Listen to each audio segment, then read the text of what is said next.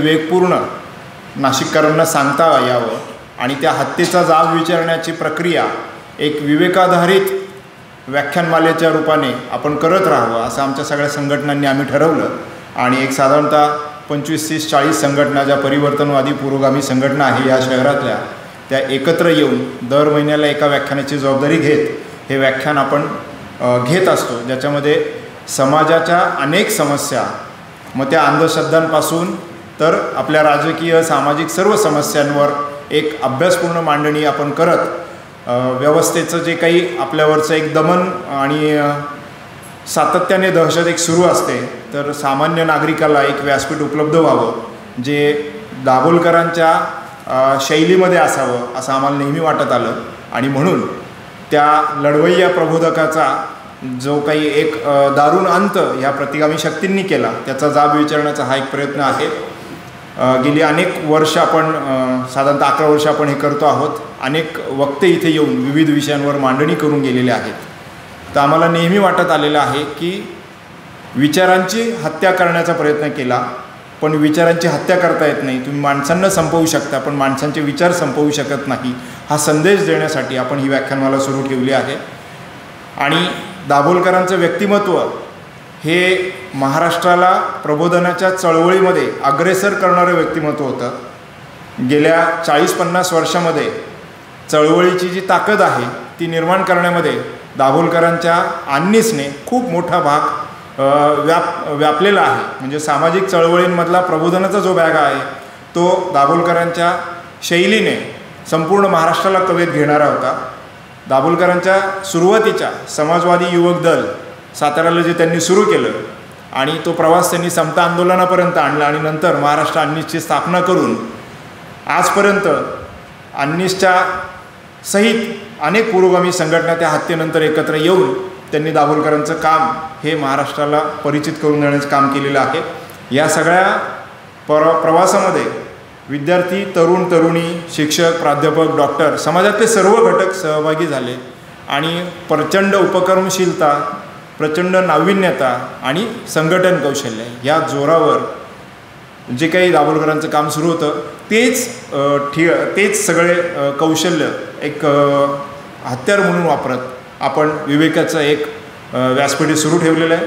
मी आजच्या व्याख्यानाला आलेल्या वक्त्यांचं स्वागत करतो आणि आलेल्या सर्व श्रोत्यांचं स्वागत करतो आणि प्रास्ताविक थांबवतो. धन्यवाद. आजच्या व्याख्यानाची आयोजक संस्था अनिस आणि विचार समजून घेऊयात या ग्रुपचे VT जाधव सर यांना मी वक्त्यांचा परिचय आणि संघटनेच्या कामाचा परिचय करून देण्यासाठी मंचावर आमंत्रित करते.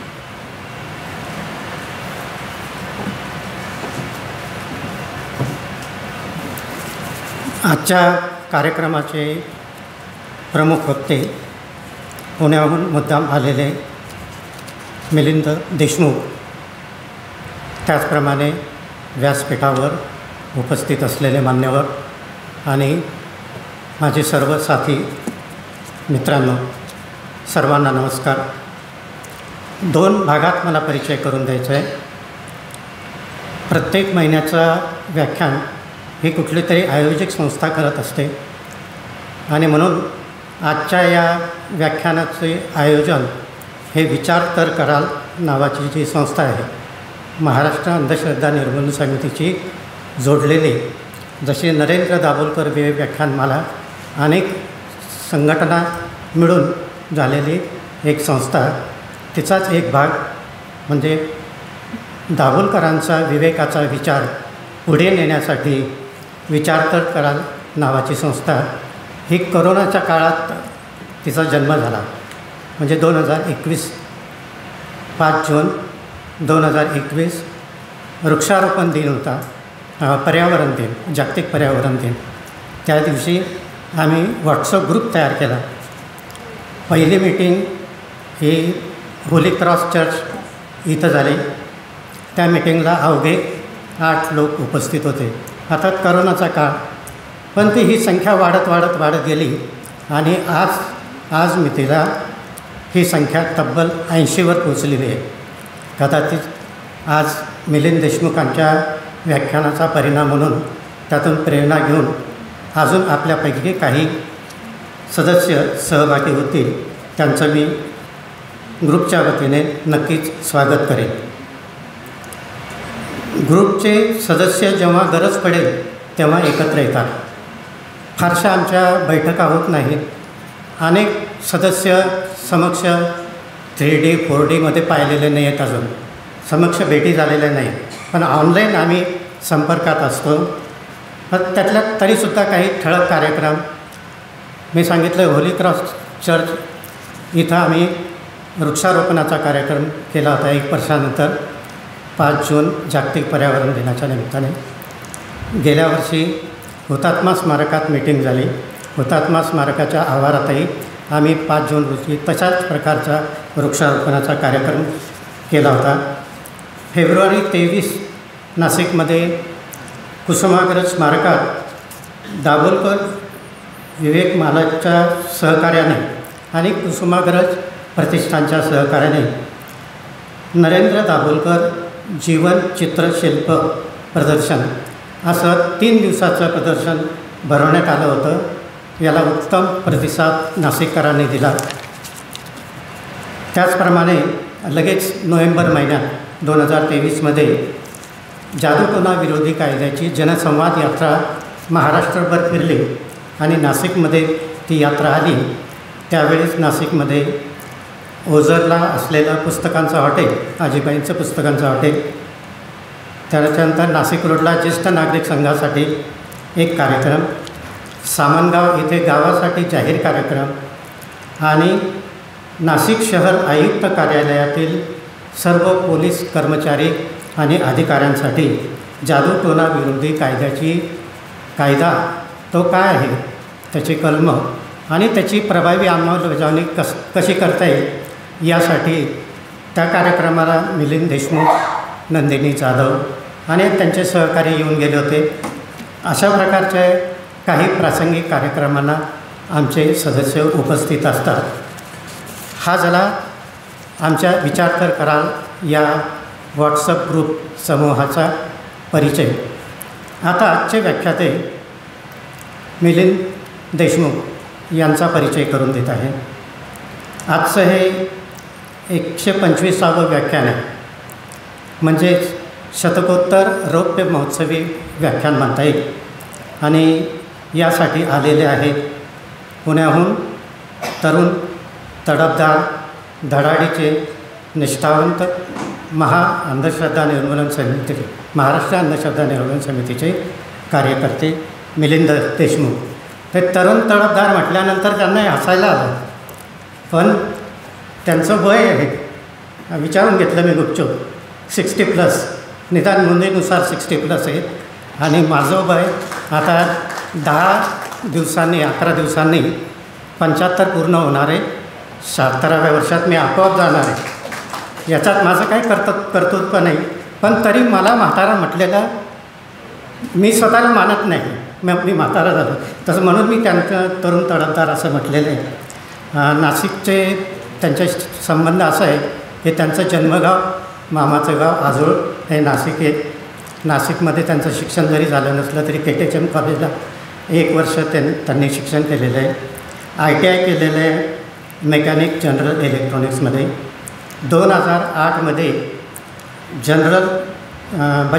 बजाज कंपनीतून स्वेच्छानिवृत्ती घेतली. नोकरी चांगली होती, परंतु अंधश्रद्धा निर्मूलनाच्या कामात पूर्ण वेळ काम करता यावं यासाठी त्यांनी स्वेच्छानिवृत्ती घेतली.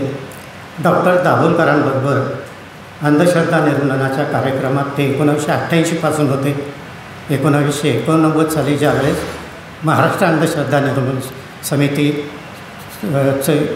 स्थापना झाली, त्या स्थापनेपासून मिलिंद देशमुख हे त्यांच्याबरोबर आहेत आणि आजही पूर्णवेळ कार्यकर्ते म्हणून ते काम करीत आहेत.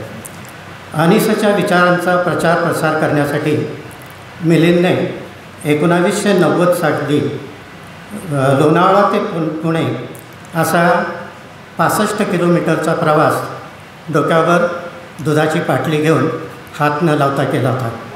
ते एक विश्वविक्रम होतं.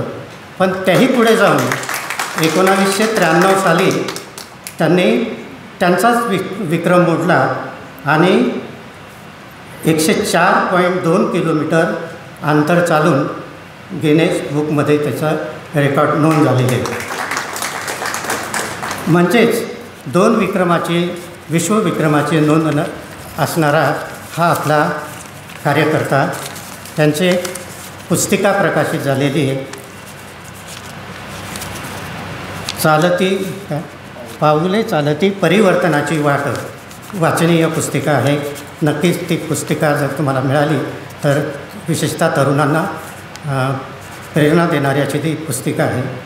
रॅशनल थिंकिंग सेल नावाचा एक उपक्रम चालतो कॉलेजेसमध्ये विवेकवादावर व्याख्यानं, आणि त्याचं सगळं नियोजन बरंचसं मिलिंद देशमुख सर करत असतात.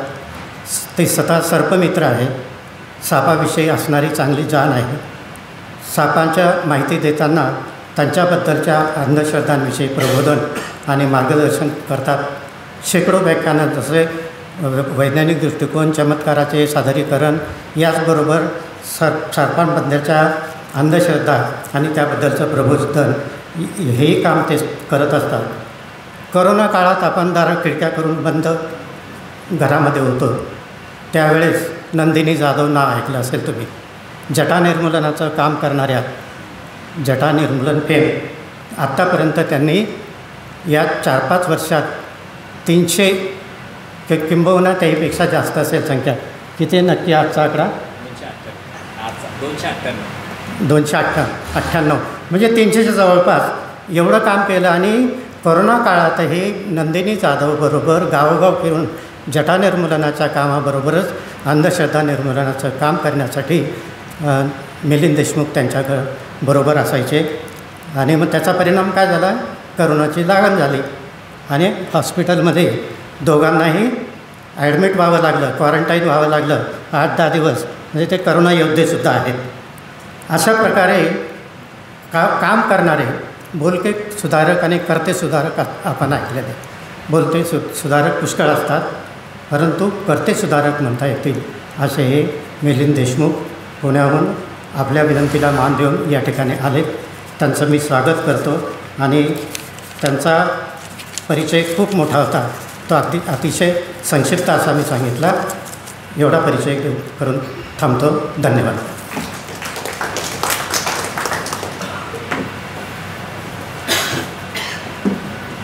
आजच्या पुढच्या विषयाची मांडणी करण्यासाठी म्हणजे आजचा जो विषय आहे डॉक्टर दाभोलकरांच्या हत्येचं जे संपूर्ण खून खटला आहे त्याचं संपूर्ण विश्लेषण करण्यासाठी मी मिलिंद देशमुख सरांना मंचावरती आमंत्रित करते.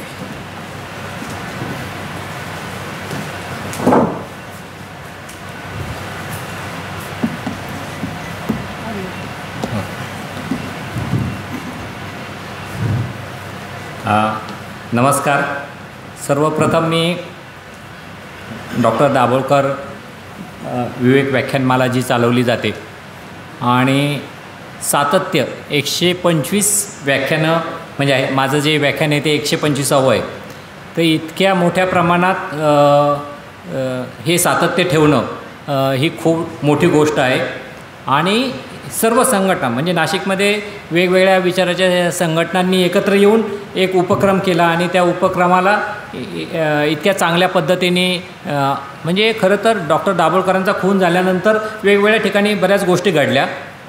आपल्याला लोकशाही सनदशीर मार्गाने मारेकऱ्यांना उत्तर द्यायचं होतं आणि मला असं वाटतं एवढं चांगलं उत्तर नाशिककरांनी दिलेलं आहे. त्याच्याबद्दल सर्वप्रथम सर्वच संयोजकांना मी धन्यवाद देतो. आणि आज सर्वांनी नक्कीच मतदान करून आलेले असतील. त्यांचं पण कौतुक आहे या गोष्टीचं की आपल्याला एक संधी आहे. हे लोकशाही टिकवण्यासाठी आपल्याला जी संधी दिलेली आहे. खरं तर मतदान आपला हक्क पण आहे आणि तो बजावला पाहिजे, त्याच्यात काही प्रश्नच नाही. पण आपल्याला जे उत्तर द्यायचं आहे. आवाज येते ना माझा व्यवस्थित? हां. तर ही एक चांगली संधी आहे. खरं तर जसं विचार तर कराल डॉक्टर, बऱ्याच वेळा आपल्याकडं बुवा बाबा असे असतात की मनातले विचार काढून टाका, सगळे विचार सोडून टाका, म्हणजे मनात कोणताही विचार येऊ देऊ नका असे सांगणारे बरेच भेटतात. आणि डॉक्टर दाभोलकर म्हणजे तुम्ही थोडा तरी विचार करा बाबा. हे आपल्याकडं असं दिसते लोक विचार करत नाही कोणत्याही गोष्टीचा. आज खरं तर म्हणजे डॉक्टर दाभोळकरांच्या केसचा निकाल लागल्यानंतर काय बाबा प्रतिक्रिया आहे तुमची, असं बऱ्याच वेळा म्हणजे त्याच दिवशी खूप आदल्या दिवसापासूनच पत्रकार मागं लागले होते की काय होणार आहे. मग जोपर्यंत निकाल आमच्या हातात येत नाही किंवा निकाल ऐकला जात नाही तोपर्यंत पण आमचा लोकशाहीवर विश्वास आहे आणि न्यायालयावर विश्वास आहे. आणि खरं तर आपल्या हातामध्ये आता सध्या तेवढं राहिलेलं आहे, जे काय होईल न्यायालयामध्ये होईल आणि आपण न्यायालयाचा आदर करतो. आणि ही आत्ता जरी ह्या न्यायालयात जर तसा निकाल नाही लागला तर आपण वरच्या न्यायालयात आणि खरंच तर जाणारच आहोत, ह्याच्यामध्ये काही शंका नाही आहे. हा काय अंतिम निकाल नाही आहे. आज जरी 2 जणांना शिक्षा झाली आणि 3 जणं निर्दोष सोडले तरी पण नुसतेच निर्दोष नाही सोडले गेले की त्यांना सांगितलं गेलं की तुमच्या ह्या गुन्ह्यातील सहभाग दिसून येतो आहे, फक्त फिर्यादी पक्षाला सबळ पुरावे, जेवढे पुरावे ज्या प्रमाणात पुरावे उभे करायला पाहिजे होते तेवढे उभे करता न आल्यामुळं तुम्हाला सोडण्यात आलेलं आहे. म्हणजे खरं तर मी काही खूप मोठं विश्लेषण करणार नाही कोर्टाच्या निकालाचं, पण ह्या गोष्टीचं नक्कीच मी साक्षीदार राहिलेलो आहे, त्याच्याविषयी थोडं बोलेल. आणि अर्थात माझी ओळख करून दिली याच्याबद्दल. खरं तर माझ्या नावावर 2 गिनीज बुक ऑफ वर्ल्ड रेकॉर्डमधल्या नोंदी आहेत, पण हे रेकॉर्ड देखील मी त्यावेळेला अंधश्रद्धा निर्मूलन कार्याच्या प्रचारासाठीच केलं होतं. माझं जन्मगाव जरी नाशिक असलं तरी माझी कर्मभूमी देऊ आहे आणि मी संत तुकाराम महाराजांच्या गावचाच आहे. आणि माझं जर नाव देशमुख असलं तरी आम्ही मोरेच आहोत आणि तुकारामांचे वंशजच आहोत. आणि जे तुकारामांनी सांगितलं 350 वर्षापूर्वी, ऐसे कैसे झाले भोंदू कर्म करून म्हणती साधू, अंगा लावून या राख डोळे झाकून करती पाप, दावुनी वैराग्याच्या काळा भोगी विषयाचा सोहळा, तुका म्हणे सांगू किती जळत आहे याची संगती. म्हणजे 350 वर्षापूर्वी हे जे संत तुकाराम महाराज अंधश्रद्धा निर्मूलन कार्याचाच प्रचार करत होते आणि त्या गावचाच मी आहे देऊचा. आणि डॉक्टर दाभोळकरांचा आणि माझा जेव्हा हा परिचय झाला, खरं तर अंधश्रद्धा निर्मूलन समितीची पुण्याची जी शाखा होती ती आज देखील दर आठवड्याला पुण्याच्या शाखेची मीटिंग होती. आणि जवळपास 1988 साली मी मीटिंगला यायला सुरुवात केली. आणि अर्थात मी जिथं राहतो ते परिसर आणि आमची मीटिंगची जागा जवळपास 25 किलोमीटर अंतर आहे. आणि सुरुवातीला तर एवढी काही दळणवळणाची साधनं नव्हती. म्हणजे मी देवरोडवरून ट्रेन पकडायचो, शिवाजीनगरला उतरायचो आणि शिवाजीनगर ते मीटिंगची जागा होती डेक्कनला आपटे प्रशालेमध्ये आणि ते अंतर जवळपास 4-5 किलोमीटर आहे. मग शिवाजीनगरला उतरल्यानंतर पायी आपटे प्रशालेपर्यंत जायचं. 6ला आमची मीटिंग सुरू व्हायची, मीटिंग 8पर्यंत चालायची आणि 9 वाजता 9:15ला मला लोकल असायचे. मग आपटे प्रशाले ते शिवाजीनगर असा माझा पायी प्रवास असायचा आणि मग घरी जायला मला 10 वाजायचे. मग 4ला मी निघालेलो, 10 वाजता घरी पोचायचो. दर आठवड्याला न चुकता तेव्हा शनिवार असायचा. दर शनिवारची आमची कधीही मीटिंग चुकली नाही. आणि तेव्हापासून तर आत्तापर्यंत म्हणजे 88 साल ते आत्तापर्यंत किती वर्ष झाली, 36 वर्ष जवळपास झाली.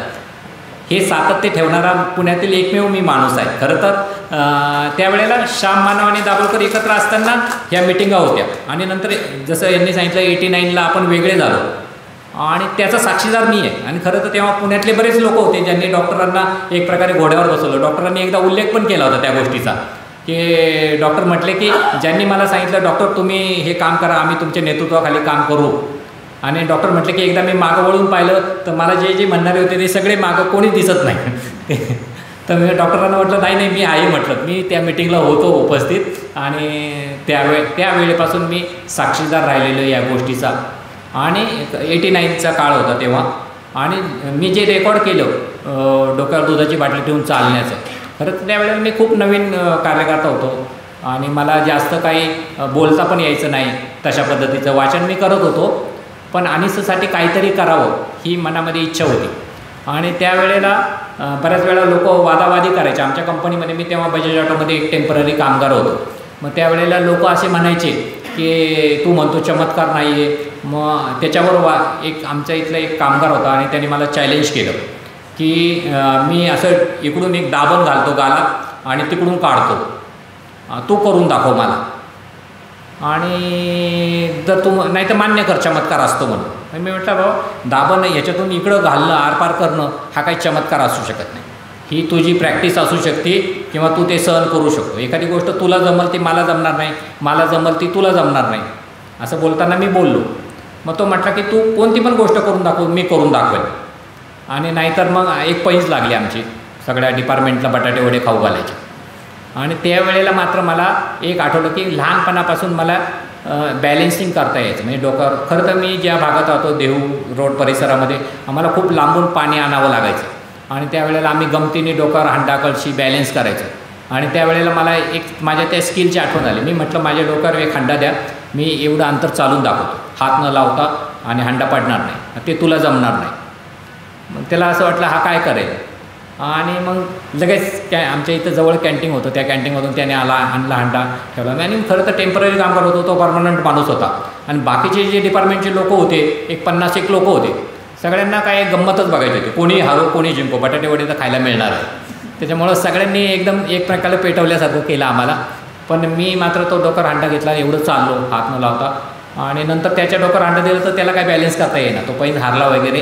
आणि नंतर मला एक गोष्ट तेव्हा कळाली की आपण हे उत्तर देऊ शकलो त्याला, त्यावेळेला सुचलेलं मला उत्तर आहे.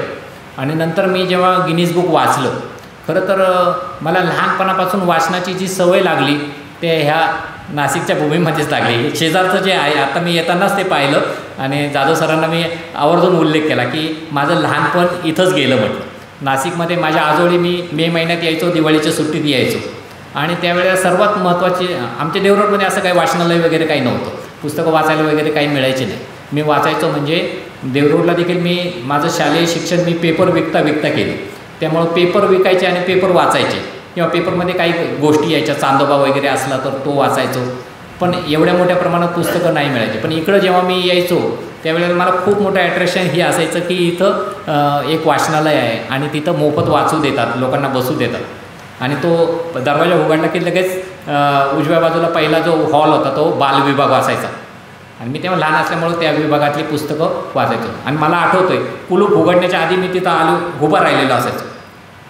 कुलूप उघडून जाऊन त्या बाई कपाटातून पुस्तकं काढल्यानंतर पहिलं पुस्तक घेणारा मी असायचो.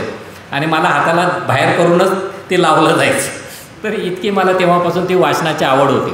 आणि त्या वाचनाच्या आवडीमुळंच मी कधीतरी गिनीज बुक वाचलं. आणि गिनीज बुक वाचल्यावर मला असं कळलं की अमेरिकन माणसाने असं काहीतरी रेकॉर्ड केलेले आहे, डोक्यावर दुधाची बाटली ठेवून चालण्याचं. आणि मला असं वाटलं की आपण पण हे प्रयत्न करावा आणि अनिसच्या प्रचारासाठी ही गोष्ट करावी. आणि मग मी आमच्या पुण्यातल्या लोकांना सगळं हे सांगितलं. अर्थात त्याची एक मोठी स्टोरी आहे, आपल्या विषयाचा भाग वेगळा आहे तो, त्याच्यामुळं मी तरी पण थोडीशी पार्श्वभूमी म्हणून तुम्हाला सांगणार आहे की त्याच्या वेळेला देखील आमच्या पुण्यातल्या लोकांनीच हे पत्रक तयार केलं होतं. त्याच्यामध्ये पण संत तुकाराम महाराजांचाच एक अभंग आहे म्हणून सांगितलं. तुकाराम महाराजांचा एक अभंग असा आहे, असाध्य ते साध्य करिता सायास कारण अभ्यास तुका म्हणे. मग जिद्द चिकाटी आत्मविश्वास असेल तर माणूस काय करू शकतो हे दाखवून देण्याचा हा माझा प्रयत्न होता. आणि त्यावेळेला आम्ही पत्रकं छापले होते. काही वेळेला लोक म्हणतात तुमचं गिनीज बुकमध्ये नाव आहे, पण त्याचा अनिसशी काय संबंध. आणि खरं तर पुण्यातले काही पत्रकार असे होते, त्यांनी माझी बातमी पण नव्हती लावली. हे मी पुणे ते लोणावळा 65 किलोमीटर अंतर चालून गेल्यानंतर एवढं रेकॉर्ड झालं, तोपर्यंत गिनीज बुकमध्ये नव्हतं आलं.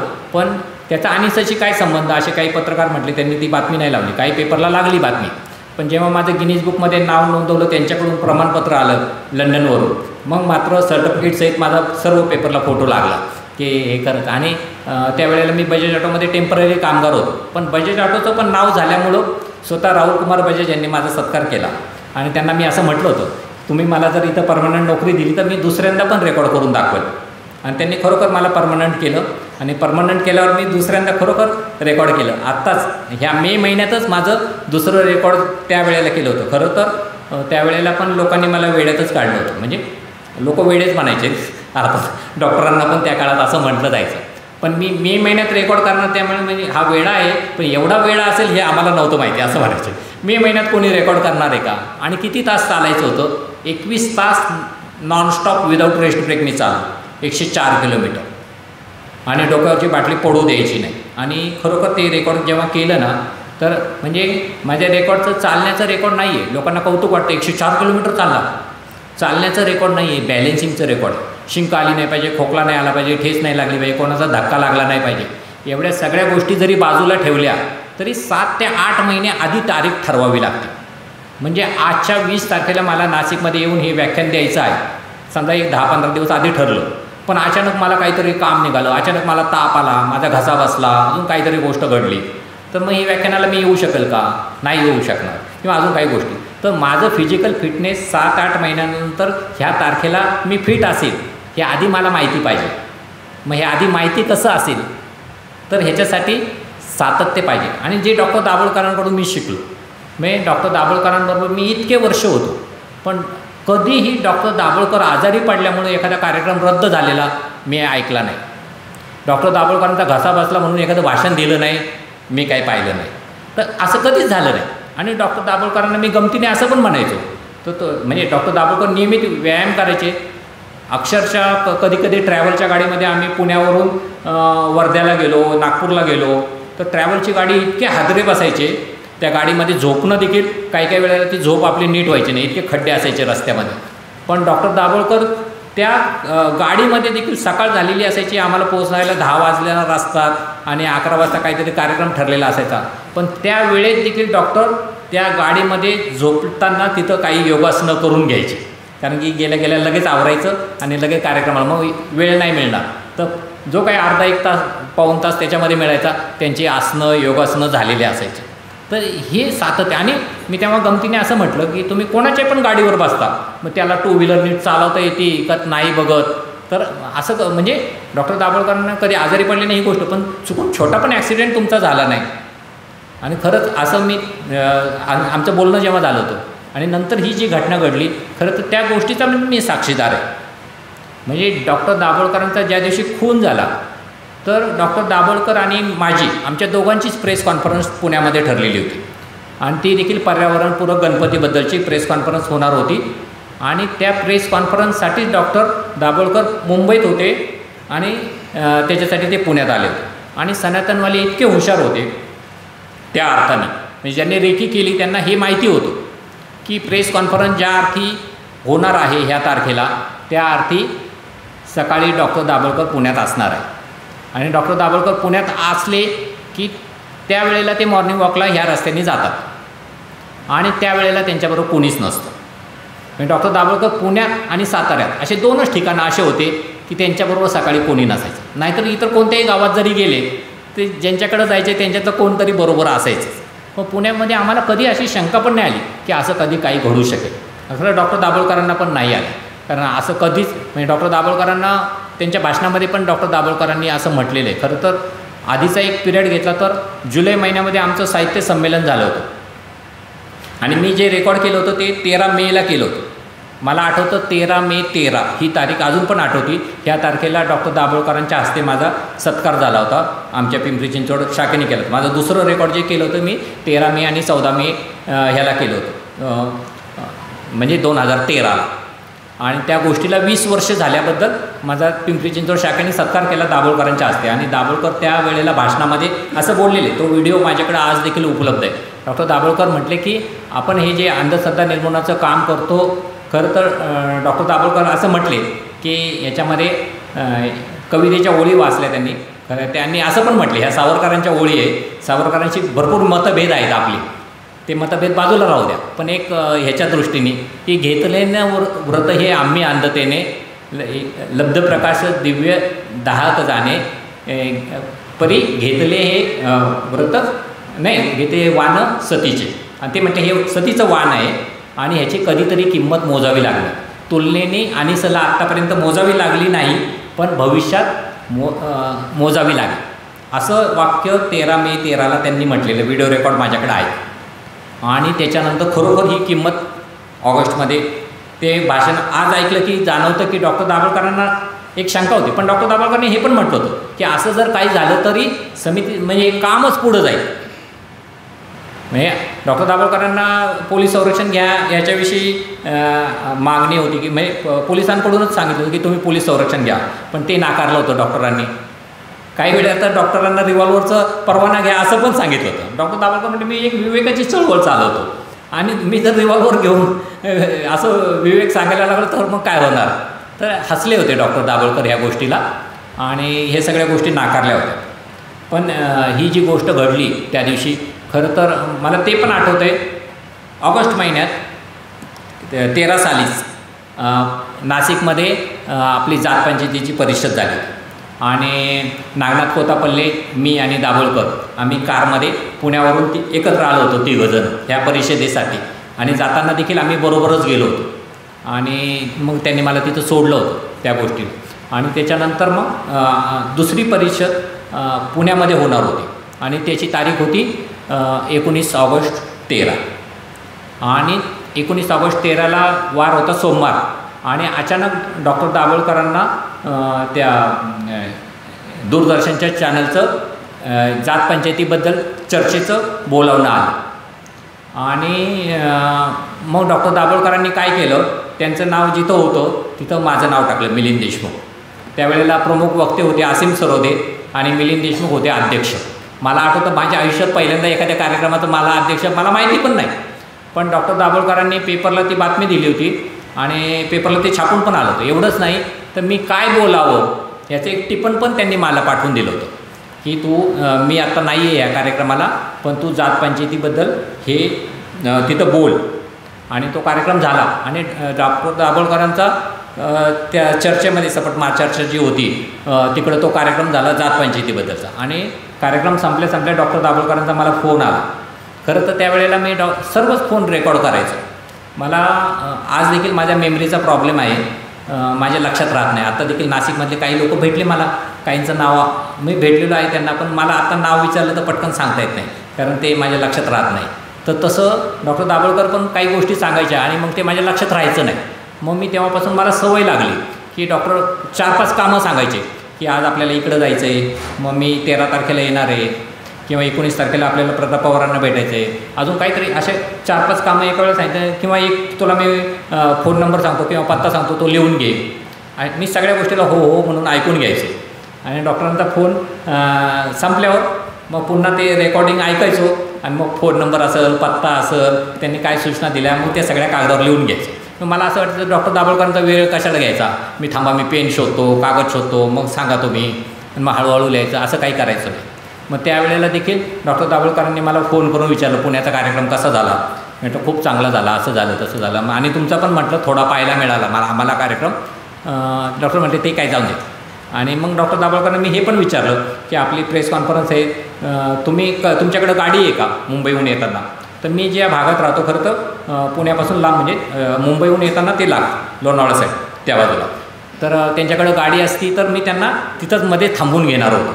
पण डॉक्टर दाभोळकर एकटे असेल तर गाडी देखील वापरायची नाही. डॉक्टर दाभोळकरांनी आयुष्यभर मी इतकी काटकसर केली ना, म्हणजे डॉक्टर दाभोळकरांबरोबर मी जेवायला जायचो तर आमच्या दोघांचं असं ठरलेलं असेल काय भाजी पोळी खाणार का भात घ्यायचा.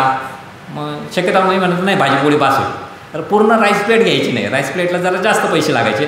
राईस प्लेट काहीतरी 65 रुपयाची असेल तर पोळी भाजी 35 रुपयाची असायची.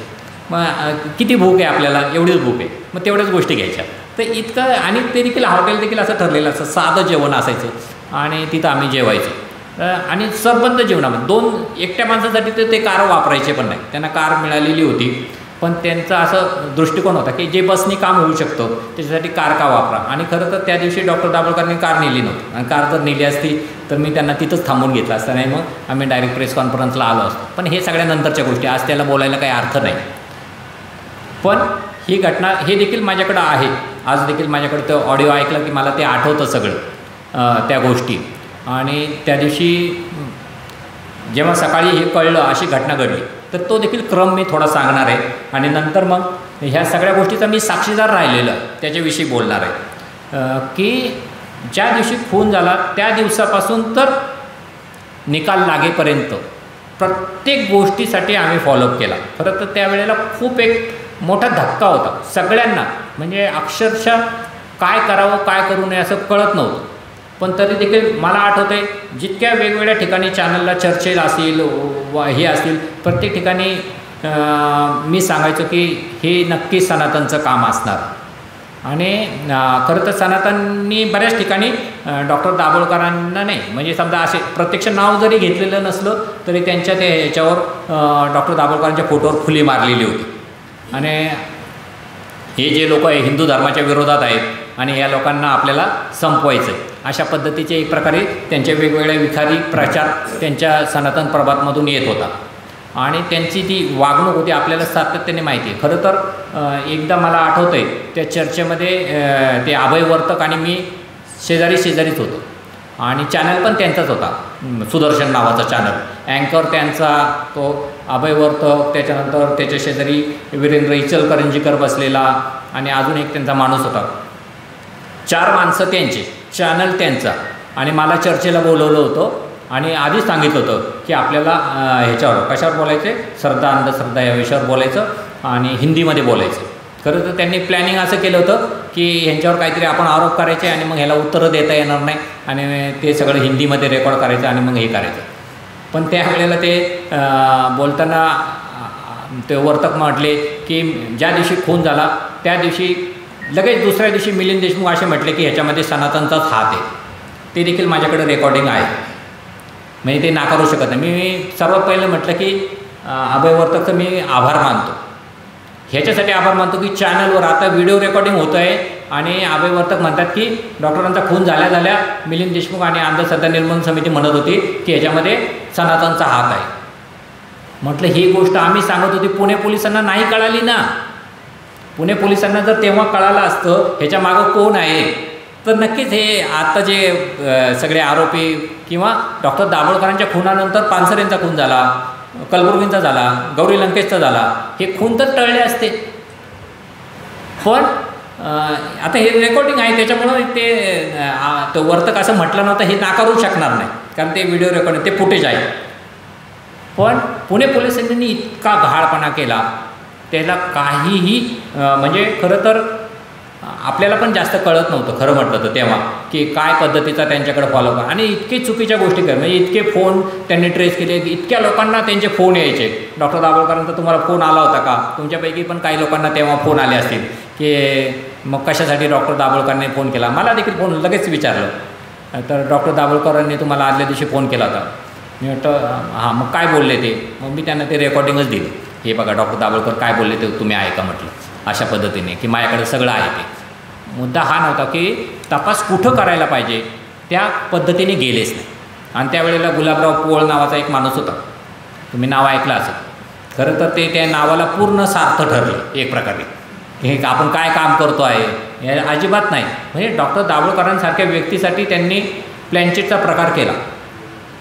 आणि पुण्यातल्या काही पत्रकारांना खरं तर माहिती होतं हे सगळं प्रकार असे झालेत म्हणून, पण कोणी पुण्यातला पत्रकार हे करायला किंवा ते लिहायला तयार नव्हता.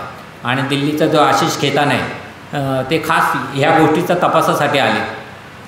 तेव्हा मला देखील माहीत नव्हतं. आशिष खेतानने मला 3 वेळा चर्चेला बोलवलं आणि काही काही प्रश्न असे रिपीट विचारायचे. मला आश्चर्य वाटायचे, आता मगाशी हाच प्रश्न विचारला आणि आता परत तोच प्रश्न का विचारतात.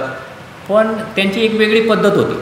त्यांनी एक बॅग आणलेली होती आणि त्या बॅगेमध्ये CCTV म्हणजे हे फुटेज होतं, रेकॉर्डिंग करायचं आणि ते वेगवेगळ्या अँगलने ते ठेवायचे आणि ते प्रश्नाचं सगळं रेकॉर्डिंग करून घ्यायचे. आणि त्यांनी सेम ते गुलाबराव पोळचं पण केलं. आणि ते प्लॅनचेट प्रकरण, त्याच्यानंतर ज्या प्लॅनचेट करणारा तो पण एक पोलीस अधिकारीच होता आणि तो स्वतःच्या शरीरामध्ये वेगवेगळे आत्मे आणायचा. आणि त्यांनी असं सांगितलं की डॉक्टर दाभोळकरांचा आत्मा मी आता आणलेला आहे शरीरात आणि माझा खून कोणी केलेला आहे हे आता मी सांगणार आहे. आणि आश्चर्य म्हणजे त्याच्याबद्दल असं पण सांगण्यात आलं की तो कोणाच्या आत्मे आणायचा, तर आपल्याकडं एक डॉक्टर होते नीतू मांडके म्हणून. आणि नीतू मांडके हार्ट स्पेशलिस्ट होते. आणि हार्ट स्पेशलिस्ट आता म्हणजे त्याच्या आपले बाळासाहेब ठाकरेंची शस्त्रक्रिया देखील त्यांनी केली होती. म्हणजे त्या माणसाला देखील भीती वाटणार ही शस्त्रक्रिया करताना काही गडबड झाली आणि ते काही झालं तर आपल्यावर काय होईल.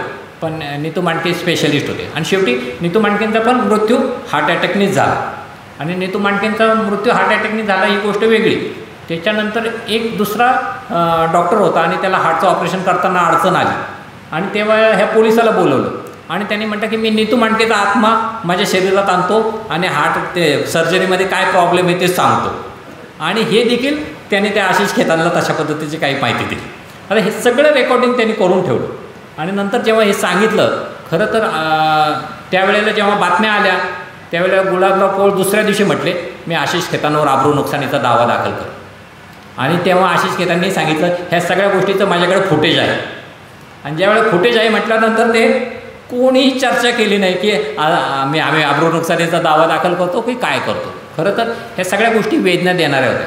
हे आम्ही पुण्यामध्ये जेव्हा हे सगळं काम करत होतो आम्हाला इच्छा होती की हा तपास पुणे पोलिसांनीच करावा. पण नंतर हा तपास CBIकडे गेला. तर CBIकडे गेल्यानंतर देखील काय काय गोष्टी घडल्या त्याच्याविषयी मी थोडं सांगेल खरं तर विस्ताराने. त्यावेळेला सर्वप्रथम तर CBIचे लोक जे होते त्यांना मराठी कळत नव्हतं. मग त्यांनी इतकं मोठं त्यांचं बाळ होतं, म्हणजे डॉक्टर दाभोळकरांच्या केसचे कागद जे होते ते सगळे त्यांना ट्रान्सलेट करून घ्यावे लागले. आणि डॉक्टर दाभोळकरांचा खून झाला 20 ऑगस्टला. आणि खरं तर त्यावेळेला साधारणतः मला आठवतं आहे डिसेंबरमध्ये तोपर्यंत आरोपी सापडत नव्हते. वेगवेगळ्या पद्धतीचे यांचा तपास चाललेले होते. आणि नंतर कधीतरी त्यांनी 2 जणांना मुंबईतून पकडलं होतं, मनीष नागोरे आणि विकास खंडेलवाल म्हणून. आणि ते असे सुपारी किलर होते आणि तेच दाभोळकरांचे मारेकरी आहेत अशा पद्धतीच्या बातम्या वगैरे सगळीकडे लागल्या. त्यांच्याकडून पिस्तूल जप्त केलं, बॅलिस्टिकचे रिपोर्ट मॅच होतात अशा पण बातम्या लागल्या. आणि नंतर मात्र जेव्हा ओळख परेडमध्ये त्यांना काय म्हणजे ते मारेकरी नसल्याचं कळालं आणि त्याच्यानंतर त्यांनी देखील आरोप केले की आम्हाला पैसे दिले की ऑफर दिली की तुम्ही हा गुन्हा कबूल करा, तुम्हाला एवढे एवढे पैसे आम्ही देऊ म्हणून. आणि नंतर मात्र ते प्रकरण हे झालं. आणि नंतर हे डिसेंबरची घटना आणि 9 मे 14ला हा तपास CBIकडे गेला. CBIकडे तपास गेल्यानंतर देखील 2 वर्ष जवळपास काहीही घडलं नाही. तोपर्यंत ते सगळे कागदही मराठीतले कागद इंग्लिशमध्ये ट्रान्सलेट करणं आणि मग ते सगळं वाचणं असं ते सगळं चाललेलं होतं. पण त्याच्यामध्ये एक साक्षीदार जो होता तो होता कोल्हापूरचा. तो पहिल्यापासून सांगत होता की याच्यामध्ये डॉक्टर तावडेचा हात आहे. आणि डॉक्टर तावडे माझ्याकडं आलेला होता आणि दाभोळकरांना मारण्यासाठी रिव्हॉल्वर आपल्याला तयार करायचे किंवा आपल्याला खूप लोकांना मारायचे त्याच्यासाठी शस्त्र तयार करायचे अशी त्यांची डिमांड होती वगैरे. तर पण पुणे पोलिसांनी त्याच्याकडं तशा म्हणावं तसं लक्ष दिलं नाही. पण CBIने मात्र ती गोष्ट सिरियसली घेतली आणि मग ती सगळी माहिती काढली. आणि त्याच्यानंतर साधारणतः 16 साली काहीतरी 1 जून 16ला माझ्या मते सुरुवातीला CBIने छापे मारले, एक पनवेलला आणि पुण्यामध्ये. म्हणजे डॉक्टर तावडे आणि सारंग अकोलकर अशा 2 ठिकाणी छापे मारले.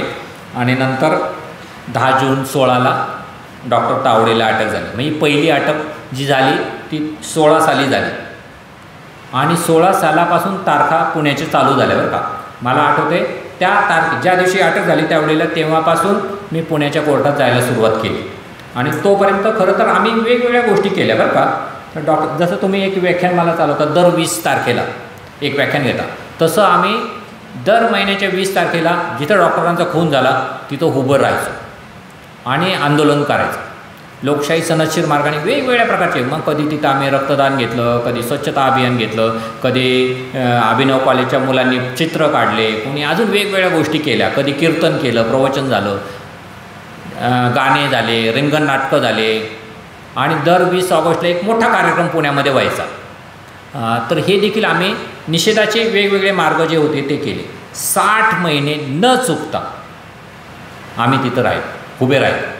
आणि विशेष म्हणजे पुण्यातल्या पत्रकारांचं देखील कौतुक करायला पाहिजे. पुण्याच्या प्रसारमाध्यम म्हणजे मीडियामध्ये ज्याला आपण काय म्हणू इलेक्ट्रॉनिक मीडिया म्हणू, प्रिंट मीडियामध्ये पण त्या बातम्या लागायच्या आणि इलेक्ट्रॉनिक मीडियामध्ये देखील बातम्या घ्यायच्या. इवन ह्या सर्व प्रकरणामध्ये हमीद दाभोळकर असतील, मुक्ता दाभोळकर असतील, शैला दाभोळकर असतील यांनी देखील तेवढा वेळ दिला. दर महिन्याच्या 20 तारखेला या तिघांपैकी कोणीतरी आलेलं असायचं. आणि 20 ऑगस्टला तर एक मोठा कार्यक्रम जवळपास पुण्यामध्ये दर 20 ऑगस्टला त्यावेळेला मला आठवतं आहे अतुल पेटेंसारखा एक कलाकार माणूस आहे जो कार्यकर्ता आहे खऱ्या अर्थाने.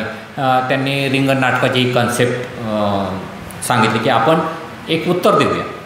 यांनी एक गोळी मारली तर आपण एक गाणं तयार करू, यांनी अजून असं काही केलं तर आपण नाटक करू आणि वेगळ्या पद्धतीने त्यांना उत्तर देऊ. आणि रिंगण नाटकाच्या कार्यशाळा घेतल्या. कार्यकर्त्यांना कलाकार आणि कलाकारांना कार्यकर्ते असं बनवण्याची एक प्रकारची ती कार्यशाळा असायची. त्यांच्या बऱ्याच कार्यशाळांना मी स्वतः उपस्थित राहिलो. मी देखील जवळपास एक 100पेक्षा जास्त रिंगण नाटकामध्ये स्वतः सहभाग घेतला.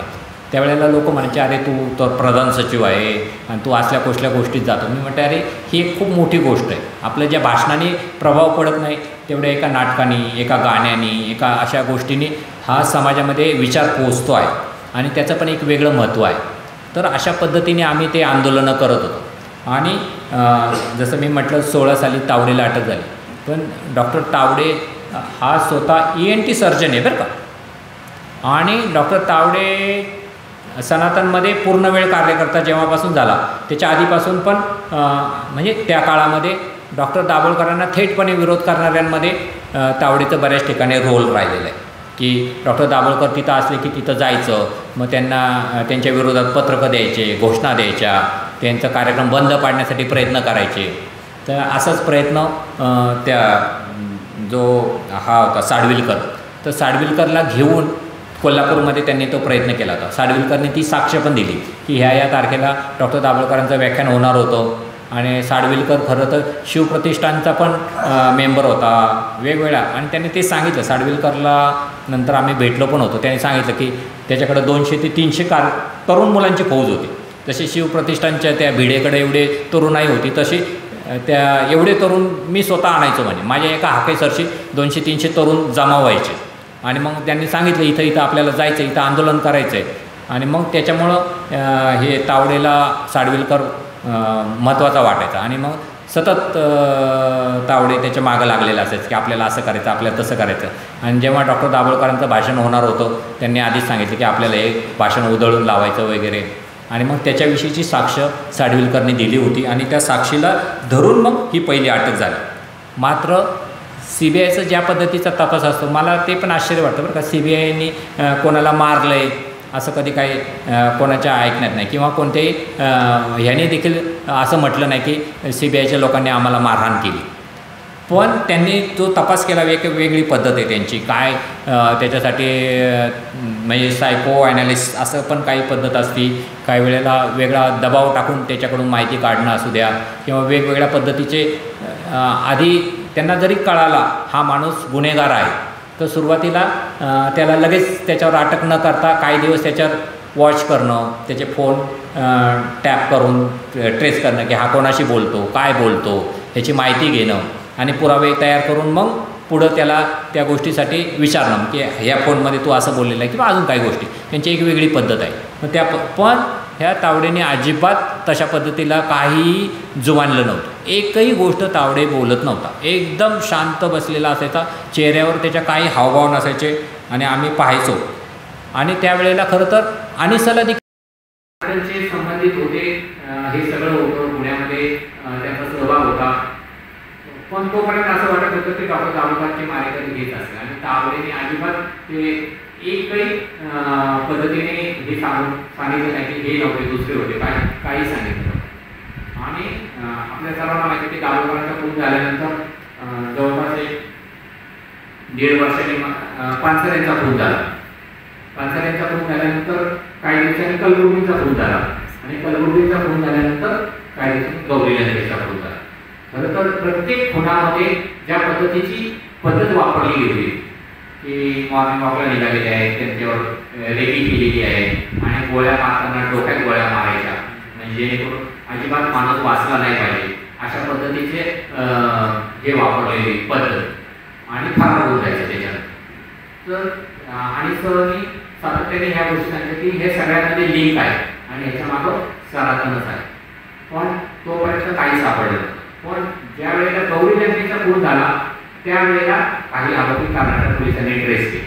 आणि त्याच्यात एक आरोपी होता अमोल काळे, जो चिंचवडमध्ये राहतो, पुण्याच्या जवळ. मी जिथं राहतो तिथे 7-8 किलोमीटर. तर तिथं त्या अमोल काळेला अटकलं.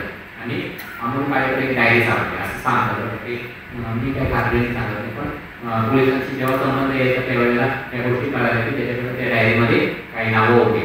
आणि मग गेल्यानंतर नाला सोपाऱ्याला छापा घातला.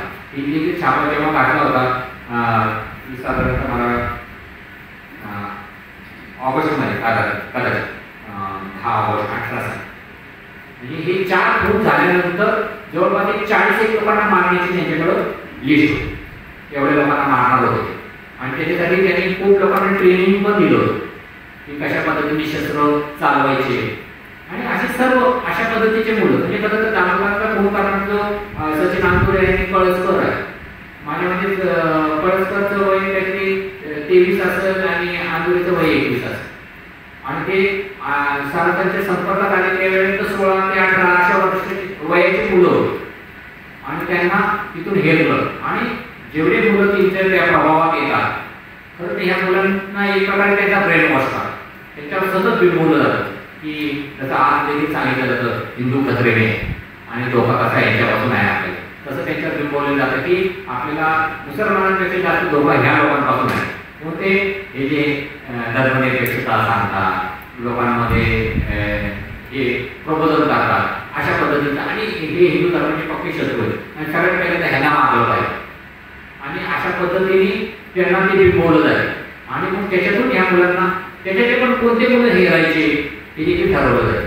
कोणता मुलगा जास्त अशा ॲग्रेसिव्ह आहे, जो अशा गोष्टीसाठी झोपून देईल, काही झालं तरी चालेल, आणि मग त्या मुलांना शस्त्रास्त्र चालवण्याचं ट्रेनिंग दिलं गेलं, त्यांच्यावर हे बिंबवलं गेलं. आणि मग नंतर त्यांनी हे डॉक्टर दाभोळकरांना फोन केला. तर दाभोळकरांना फोन नाही केला तर हे तिघही तर तावडे असेल, अंधुरे असेल, कळसकर असेल, हे तिघही पानसरेंच्या केसमध्ये देखील आरोपी आहे. आणि नंतर अजून काही सापडलं तर आपली ही मागणी आहे खरं तर याच्यानंतर, म्हणजे आता 4 अजून गुन्हे आहेत ज्याचे तपास त्याचे न्यायालयीन प्रक्रिया होणार आहे. पानसरेंचा खून असेल, कलकुटेचा असेल, गौरी लंकेचा असेल, याच्याशिवाय नाला सोपारामध्ये खूप मोठा साठा सापडला. खरं तर त्यावेळेला 20 ऑगस्ट एक मोठा कार्यक्रम आपण पुण्यात दरवर्षी आपण करायचो आणि त्यावेळेला खूप मोठ्या प्रमाणात बॉम्ब सापडले आणि त्यावेळेला 15 ऑगस्ट आधी सापडले. माझ्या मनात 10 ऑगस्टला हे सगळे साठा सापडला आणि इतक्या मोठ्या प्रमाणात शस्त्र साठा सापडल्यावर त्यावेळेला एका चॅनलला मी हे पण बोललो होतो की 15 ऑगस्ट जवळ आहे.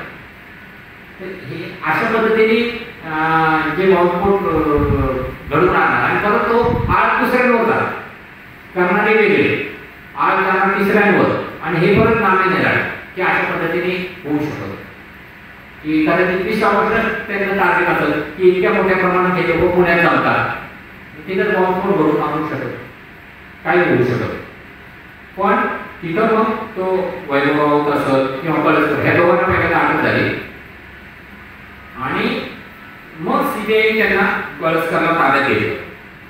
साधारणतः मला आठवते ही तारीख असते काय ते 10 ऑगस्ट 18 आणि कळसकरच्या जबाबामध्ये कळालं की दाभोळकरांना मारण्यामध्ये सचिन अंदुरे त्याचा मित्र, कळसकर आणि अंदुरे दोघं मित्र, आणि हा अंदुरे राहायचा औरंगाबादला आणि कळसकर राहायचा जालन्याला. तर यांची मैत्री होती आणि ह्या दोघांनी मिळून दाभोळकरांचा खून केला. तर ही कबुली कळसकरने दिली. नंतर मग अंदुरेचे पण सीबीआय दिली आणि त्याला तिथून अटक केली आणि मग त्यांनी डिक्लेअर केलं त्यावेळेला की अंदुरे आणि कळसकर हेच मारेकरी आहे. साधारण त्याच्यावर पण बघतो ऑब्जेक्शन घेतलं. आधी तुम्ही त्या मनीष नागोरे खंडेलवालला अटक केली, नंतर सारा नागपूरकर, विनय पवार हे आरोपी आहे सांगत होते आणि मग अचानक हे लोक कुठून आले. मात्र पोलिसांनी सीबीआयने व्यवस्थित तपास केला या सगळ्या गोष्टीचा, कधी काय कसं झालं. एक साक्षीदार त्यांना तिथं पण भेटला औरंगाबादमध्ये, त्यांनी साक्ष दिली. त्याची साक्ष पण खूप महत्त्वाची ठरली याच्यामध्ये की त्यांनी सांगितलं की दाभोळकरांचा फोन केल्यानंतर अंदुरे माझ्याकडे आला आणि मला सांगितलं की असं मी दाभोळकरांचा फोन केलेला आहे, कदाचित मला जर पोलिसांनी पकडलं तर माझ्या कुटुंबाला तो मदत करशील का, आणि माझ्याबरोबर कळसकर पण होता. अशा पद्धतीची साक्ष मग त्यांनी कोर्टामध्ये दिली आणि अंदुरेला पण ओळखलं आणि कळसकरला पण ओळखलं. त्याच्याशिवाय पुण्यामध्ये जेव्हा खून झाला त्यावेळेला खरं तर एक स्वच्छता कामगार होता पुणे महानगरपालिकेला. खूप लोकांनी काय दिलं होतं, डॉक्टर दाभोळकरांची घटना घडली की पोलीस स्टेशनपासून हाकेच्या अंतर, म्हणजे साधारणतः 500 मीटर पण अंतर नाही, एवढ्या जवळ रक्षाबंधनचा दिवस होता तो आणि पहाटे सकाळी 7:15ची वेळ होती. म्हणजे पुण्यामध्ये भरपूर लोक त्या रस्त्याने ये जा करत होते. विशेष म्हणजे डॉक्टर दाभोळकरांचा खून झाल्यानंतर प्रसार माध्यमांतल्या लोकांनी देखील काही पाहिलं होतं आणि मला आठवते TV9चा पहिल्यांदा एक बातमी झळकली होती अशी की ह्या पुलावर विठ्ठल रामजी शिंदे पूल, त्याला बालगंधर्व पूल म्हणतात, की बालगंधर्व पुलावर एका वृद्धाचा गोळी झाडून खून, आणि नंतर ती बातमीच गायब झाली. आणि नंतर मात्र डॉक्टर दाभोळकरच आहेत हे ओळखायला पुणे पोलिसांनी जवळपास 1.25 ते 1.5 तास आहे. खरं तर डॉक्टर दाभोळकर आहेत हे ओळखायला काही वेळ लागलेला नसता. त्यांच्याकडे मोबाईल होता, त्यांच्या खिशामध्ये चेक होता त्यांच्या नावाचा, आणि डॉक्टर दाभोळकर जिथं साधनेमध्ये होते तर त्या साधनेच्या समोरचा म्हणजे आम्ही पत्ता सांगताना साधना शनिवारपेठ पोलीस चौकीच्या समोर असं सांगा आणि इकडं साधनेचं ऑफिस आणि समोर पोलीस चौकी असंच होतं. खूप वर्ष ही अशा पद्धतीचं होतं आणि डॉक्टर दाभोळकर साधनेमध्ये दर आठवड्यालाच येईल कारण डॉक्टर दाभोळकर साधनेचे संपादक होते त्याच्यामुळं दर आठवड्याला त्या साधनेमध्ये यायचे आणि पोलीस स्टेशनच्या समोरून यायचे आणि पोलीस स्टेशनचे बरेच लोकांनी डॉक्टर दाभोळकर करून यांना ते माहिती नव्हतं आणि खरं तर त्यावेळेला मला त्यांचं नाव विसरलं मला तर मकरंद रानडे त्यांच्याबरोबर आम्ही एक कार्यक्रम केला ते तिथे प्रमुख होते आणि मकरंद रानडेंनी आल्याला त्यांना ते दिसलं दाभोळकरच आहे ते म्हणून पण त्यांनी स्वतः सांगितलं नाही दाभोळकर त्यांनी साधनेच्या एका माणसाला बोलवलं आणि हे दाभोळकर आहे हे बदलून घेतले एक प्रकारे तोपर्यंत खरं तर आमचं असं म्हणणं होतं इमिजिएट जर झालं असतं की डॉक्टर दाभोळकरांना खून झालेला आहे त्या पोलीस स्टेशनने तत्परतेने प्रसारमाध्यमांमध्ये हे आलं असतं की डॉक्टर दाभोळकरांचा खून झाला आहे जागोजागी किमान नाकाबंदी तरी झाली चौकामध्ये गाड्या आणल्या असत्या थांबल्या असत्या तर किमान CCTV फुटेजमध्ये घराची तिथं स्पष्ट आलं असतं. हे आरोपी पळून जाताना सगळ्या CCTV फुटेजमध्ये जे काही दिसलं ते इतकं पुसरचं दिसलं त्याच्यामुळं त्याच्यानंतर काय ते आयडेंटिफाय झालं आणि ते खूप उशिरा ही बातमी आली नंतर की डॉक्टर दाभोळकर होते आणि त्यांचा खून झाला आणि असं सगळं झालं. खरं तर हे पुणे पोलिसांचा खूप हलगर्जीपणा आहे याच्यामध्ये ज्यांनी ज्या पद्धतीने करायला पाहिजे त्या पद्धतीने. खरं तर डॉक्टर दाभोळकरांचा खून झाला त्या दिवशी रक्षाबंधन असल्यामुळं तिथं नाकाबंदी होती पुलावर पण नाकाबंदीचे तिथं कोण पोलीस पाहिजे तर त्यांना बऱ्याच जण मला असं वाटतं पोलिसांनी सुट्ट्या मागितल्या असतील काही पोलिसांना डबल ड्युट्या दिल्या तू नाईट केली पण तू आता दिवसाची पण ड्युटी कर तो नाईट करणारा म्हटला अहो नाही त्याच्या आधी पण आलेलो होतो म्हणजे सकाळची ड्युटी झाली बरोबर मला नाईट दिली आणि पण तुम्ही आता मला सकाळी थांबवताय अशा पद्धतीची ड्युटी त्याच्यामुळं तिथं पोलीसच नव्हते ज्या पद्धतीने जे पोलीस पाहिजे होते आणि त्याच्यामुळं ह्याचं डेटिंग पण कसं पोलीस स्टेशनच्या समोर ह्यांनी मोटरसायकल लावलेली होती मोटरसायकल तिथं लावली चावी गाडीला तशी ठेवली आणि त्यांना दाखवलेलं की दाभोळकर आहे आणि त्यांनी तिथं दाभोळकरच्या मागं जाऊन त्यांना आवाज देऊन त्यांच्या गोळ्या झाडल्या परत तिथून चालत आले गाडीला किक मारली आणि गाडी दोन साक्षीदार आहेत आपल्या ह्याच्यामध्ये त्यांनी साक्ष दिली ते खूप महत्वाचे ठरले बरं का त्यांनी कोर्टामध्ये यांना ओळखलं आरोपींना आणि ती कोर्टामध्ये येऊन साक्ष देणं खूप मोठी गोष्ट आहे आणि खरं तर आपल्या ह्या केसमध्ये 20 साक्षीदार तपासले गेले आणि आपल्या 20 साक्षीदारांपैकी एकही साक्षीदार फुटला नाही.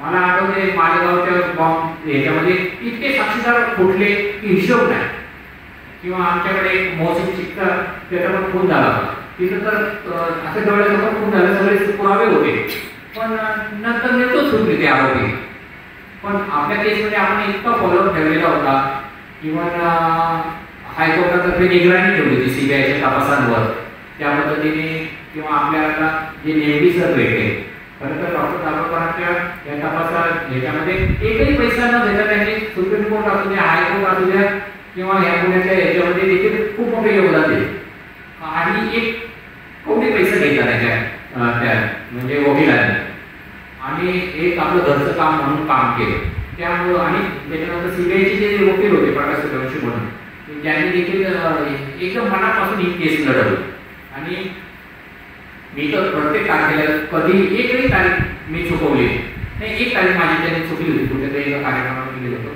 तेवढीच एक तारखेला मी नव्हतो आणि ऍक्च्युली जेव्हा निकालपत्र आहे त्या निकालपत्रामध्ये माझा पण उल्लेख केला होता सनातनवाल्यांनी की मिलिंद देशमुख हा साक्षीदारांना भेटला आणि माझ्या तो आरोप ठेवला आहे एक प्रकारे कोर्टामध्ये मला उभं केलं की जो आय विटनेस आहे यांना जाऊन मिलिंद देशमुख भेटला आणि मला जयने विचारलं तुम्ही भेटले होतं हो भेटलो आणि मग आरोप म्हणजे जे साक्षीदार होते त्यांनी पण सांगितलं मिलिंद देशमुख माझ्याकडे आले होते पण खरं ते साक्षीदार साक्ष द्यायला येणार नव्हते ते खूप घाबरलेले होते ते म्हणजे मला एकच मुलगी आहे आणि मला भीती वाटते मी जर साक्ष दिली तर माझ्या मुलीला हे लोक काय करतात त्यांना म्हणतो काही घाबरू नका आणि CBI तुम्हाला सगळं सपोर्ट करतो तुम्हाला जर वाटलं तर तिथं आपण एक पोलीस ठेवून देऊ कायमचा जोपर्यंत ही केस चालेल तोपर्यंत वगैरे अशा गोष्टी मी त्यांना सांगितलं आणि नंतर ते आलेच कोर्टामध्ये पण इतका प्रमाणे माणूस होता तो त्यांनी खरं सांगून टाकलं की असं असं पण जजनी निकालपत्रामध्ये हे उल्लेख केला की असं भेटणं याच्यामध्ये काही गैर नाही जर एखादा साक्ष देण्यासाठी त्याला धीर देण्यासाठी जर भेटला असेल तर तो उल्लेख माझ्या नावाच्या निकाल पत्रामध्ये देखील आलेला आहे. आणि त्यावेळेला आपल्या सीबीआयचे वकील जे आहेत त्यांना देखील कौतुक वाटतं की बाबा अशा पद्धतीने आता हा माणूस त्या उद्यापासून येणार नाही कोर्टामध्ये. पण ही घटना घडल्यानंतर देखील मला वाटतं काहीतरी 22 सालची घटना असेल जेव्हा मला उभं केलं ते कोर्टामध्ये. आणि त्याच्यानंतर देखील 2 वर्ष सातत्याने प्रत्येक तारखेला मी जात राहिले. आरोपी माझ्यासमोर त्या आरोपीने देखील म्हणजे मला नावाने ओळखायचे, आरोपी ओळखायचे किंवा ते सगळे जे त्यांचे वकील आहेत 3-4 त्या वकिलांची मोठी पोच असायची. त्याच्यामध्ये तो वेगवेगळे इचलकरंजीकर असेल, प्रकाश आळशीकर असेल किंवा त्यावेळेला पुनाळेकर त्याचं सुरुवातीच्या म्हणजे जेव्हा तो आरोपी नव्हता तेव्हाची गोष्ट इतक्या टोकाचं तो काय म्हणतात झाल पद्धतीने वक्तव्य करायचं आणि ठामपणे सांगायचं. त्यावेळेला तर त्यांनी सांगितलं आरोपी माझ्या संपर्कात आहे आणि मला वाटतं रुद्र पाटील नावाचा जो होता त्याच्याबद्दल ते हे पसरलं होतं की रुद्र पाटीलचा मृतदेह सापडला आणि तो मृतदेह दुसऱ्याच व्यक्तीचा होता. आणि त्यावेळेला डायरेक्ट त्याने सांगितलं नाही रुद्र पाटीलचा तो मृतदेह नाही, रुद्र पाटीलशी माझं बोलणं झालं. तर अशा पद्धतीचं कसं काय माणूस बोलू शकतो की तो फार म्हणजे ज्याला रेड कॉर्नर नोटीस आहे तो फरार माणूस आहे तरी देखील हा बिनधास्त बोलतो आहे. आणि त्यावेळेला सीबीआयने ते इव्हन आपले कार्यकर्ते साताऱ्याचे प्रशांत पोद्दार त्याच्याविषयी तर तिच्या पेपरमध्ये छापून आणलं की आपण दाभोळकरांच्या खुनामागं प्रशांत पोद्दारचाच हात आहे. आणि ही गोष्ट इतकी वेदना देणारी त्या कार्यकर्त्यांना ज्यांनी मनापासून डॉक्टर दाभोळकरांवर प्रयत्न केलेले आहे आणि तिचं काम करतो आहे आणि तशा पद्धतीची बातमी पेपरला लागणं की यांचा पुढारीकरांचा आरोप की डॉक्टर दाभोळकरांच्या मागं प्रशांत पोद्दार यांचा हात. त्यावेळेला आमची एक समितीने चर्चा देखील झाली की आपण यांच्यावर आरोग्याचा खटला करायचा का वगैरे. पण नंतर पुढं आपण काहीच केलं नाही त्याच्यामध्ये. पण पुढं मात्र असं झालं की ज्यांनी डॉक्टर दाभोळकर म्हणजे त्या प्रशांत पोद्दार याचा आरोपी म्हटला पुढारीकर तो ह्या केसचा आरोपी झाला आणि प्रशांत पोद्दारने साक्ष दिली. ती साक्ष देखील ह्याच्यामध्ये महत्वाची ठरली. प्रशांत पोद्दार आणि हमीद दाभोळकर त्या दोघांची साक्ष झाली. आणि उलट तपासणीमध्ये खूप जेरीला आणणारे प्रश्न हे विचारायचे. आणि मला आठवतंय की किती हमीद दाभोळकरांची साक्ष काहीतरी 1.5 पानाची होती आणि उलट तपासणी 22 पानांची झाली. असे काही संबंध नसलेले प्रश्न विचारणं, लांबवणं किंवा काय म्हणतात त्याच्या पद्धतीचं वक्तव्य आरोप करायचे वेगवेगळ्या पद्धतीने. म्हणजे दाभोळकरांवर देखील अशा पद्धतीचे आरोप केले. शेवटच्या निकालपत्रामध्ये तर जजनी हे देखील निकालपत्रामध्ये आलेलं आहे की ज्या पद्धतीने प्रकाश आळशीकर यांनी खुनाचं समर्थन केलं हे अजिबात म्हणजे योग्य नाही. असं पुढच्या वेळेला आम्ही समज देण्यात येते की अशा पद्धतीच्या गोष्टी टाळाव्या आहेत. आणि त्यांचं काय म्हणतात त्याला एक प्रकारे चारित्र्य हनन करण्यासाठी काही गोष्टी केल्या.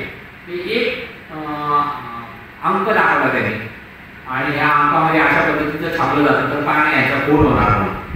आणि तो अंक पाहिला तर तो अंक होता 18 सालचा. डॉक्टर दाभोळकरांना खून झाला 13 साली आणि तुम्ही 18 सालचा अंक कसा काय दाखवू शकता. म्हणजे त्यांना छापलं त्या गोष्टीवरून की तुम्ही काय दाखवता. डॉक्टर दाभोळकरांना खून कधी झाला आणि त्या तुम्ही कुठला अंक दाखवताय तर काही संबंध आहे का या गोष्टीचा. म्हणजे अशा पद्धतीने देखील केलं.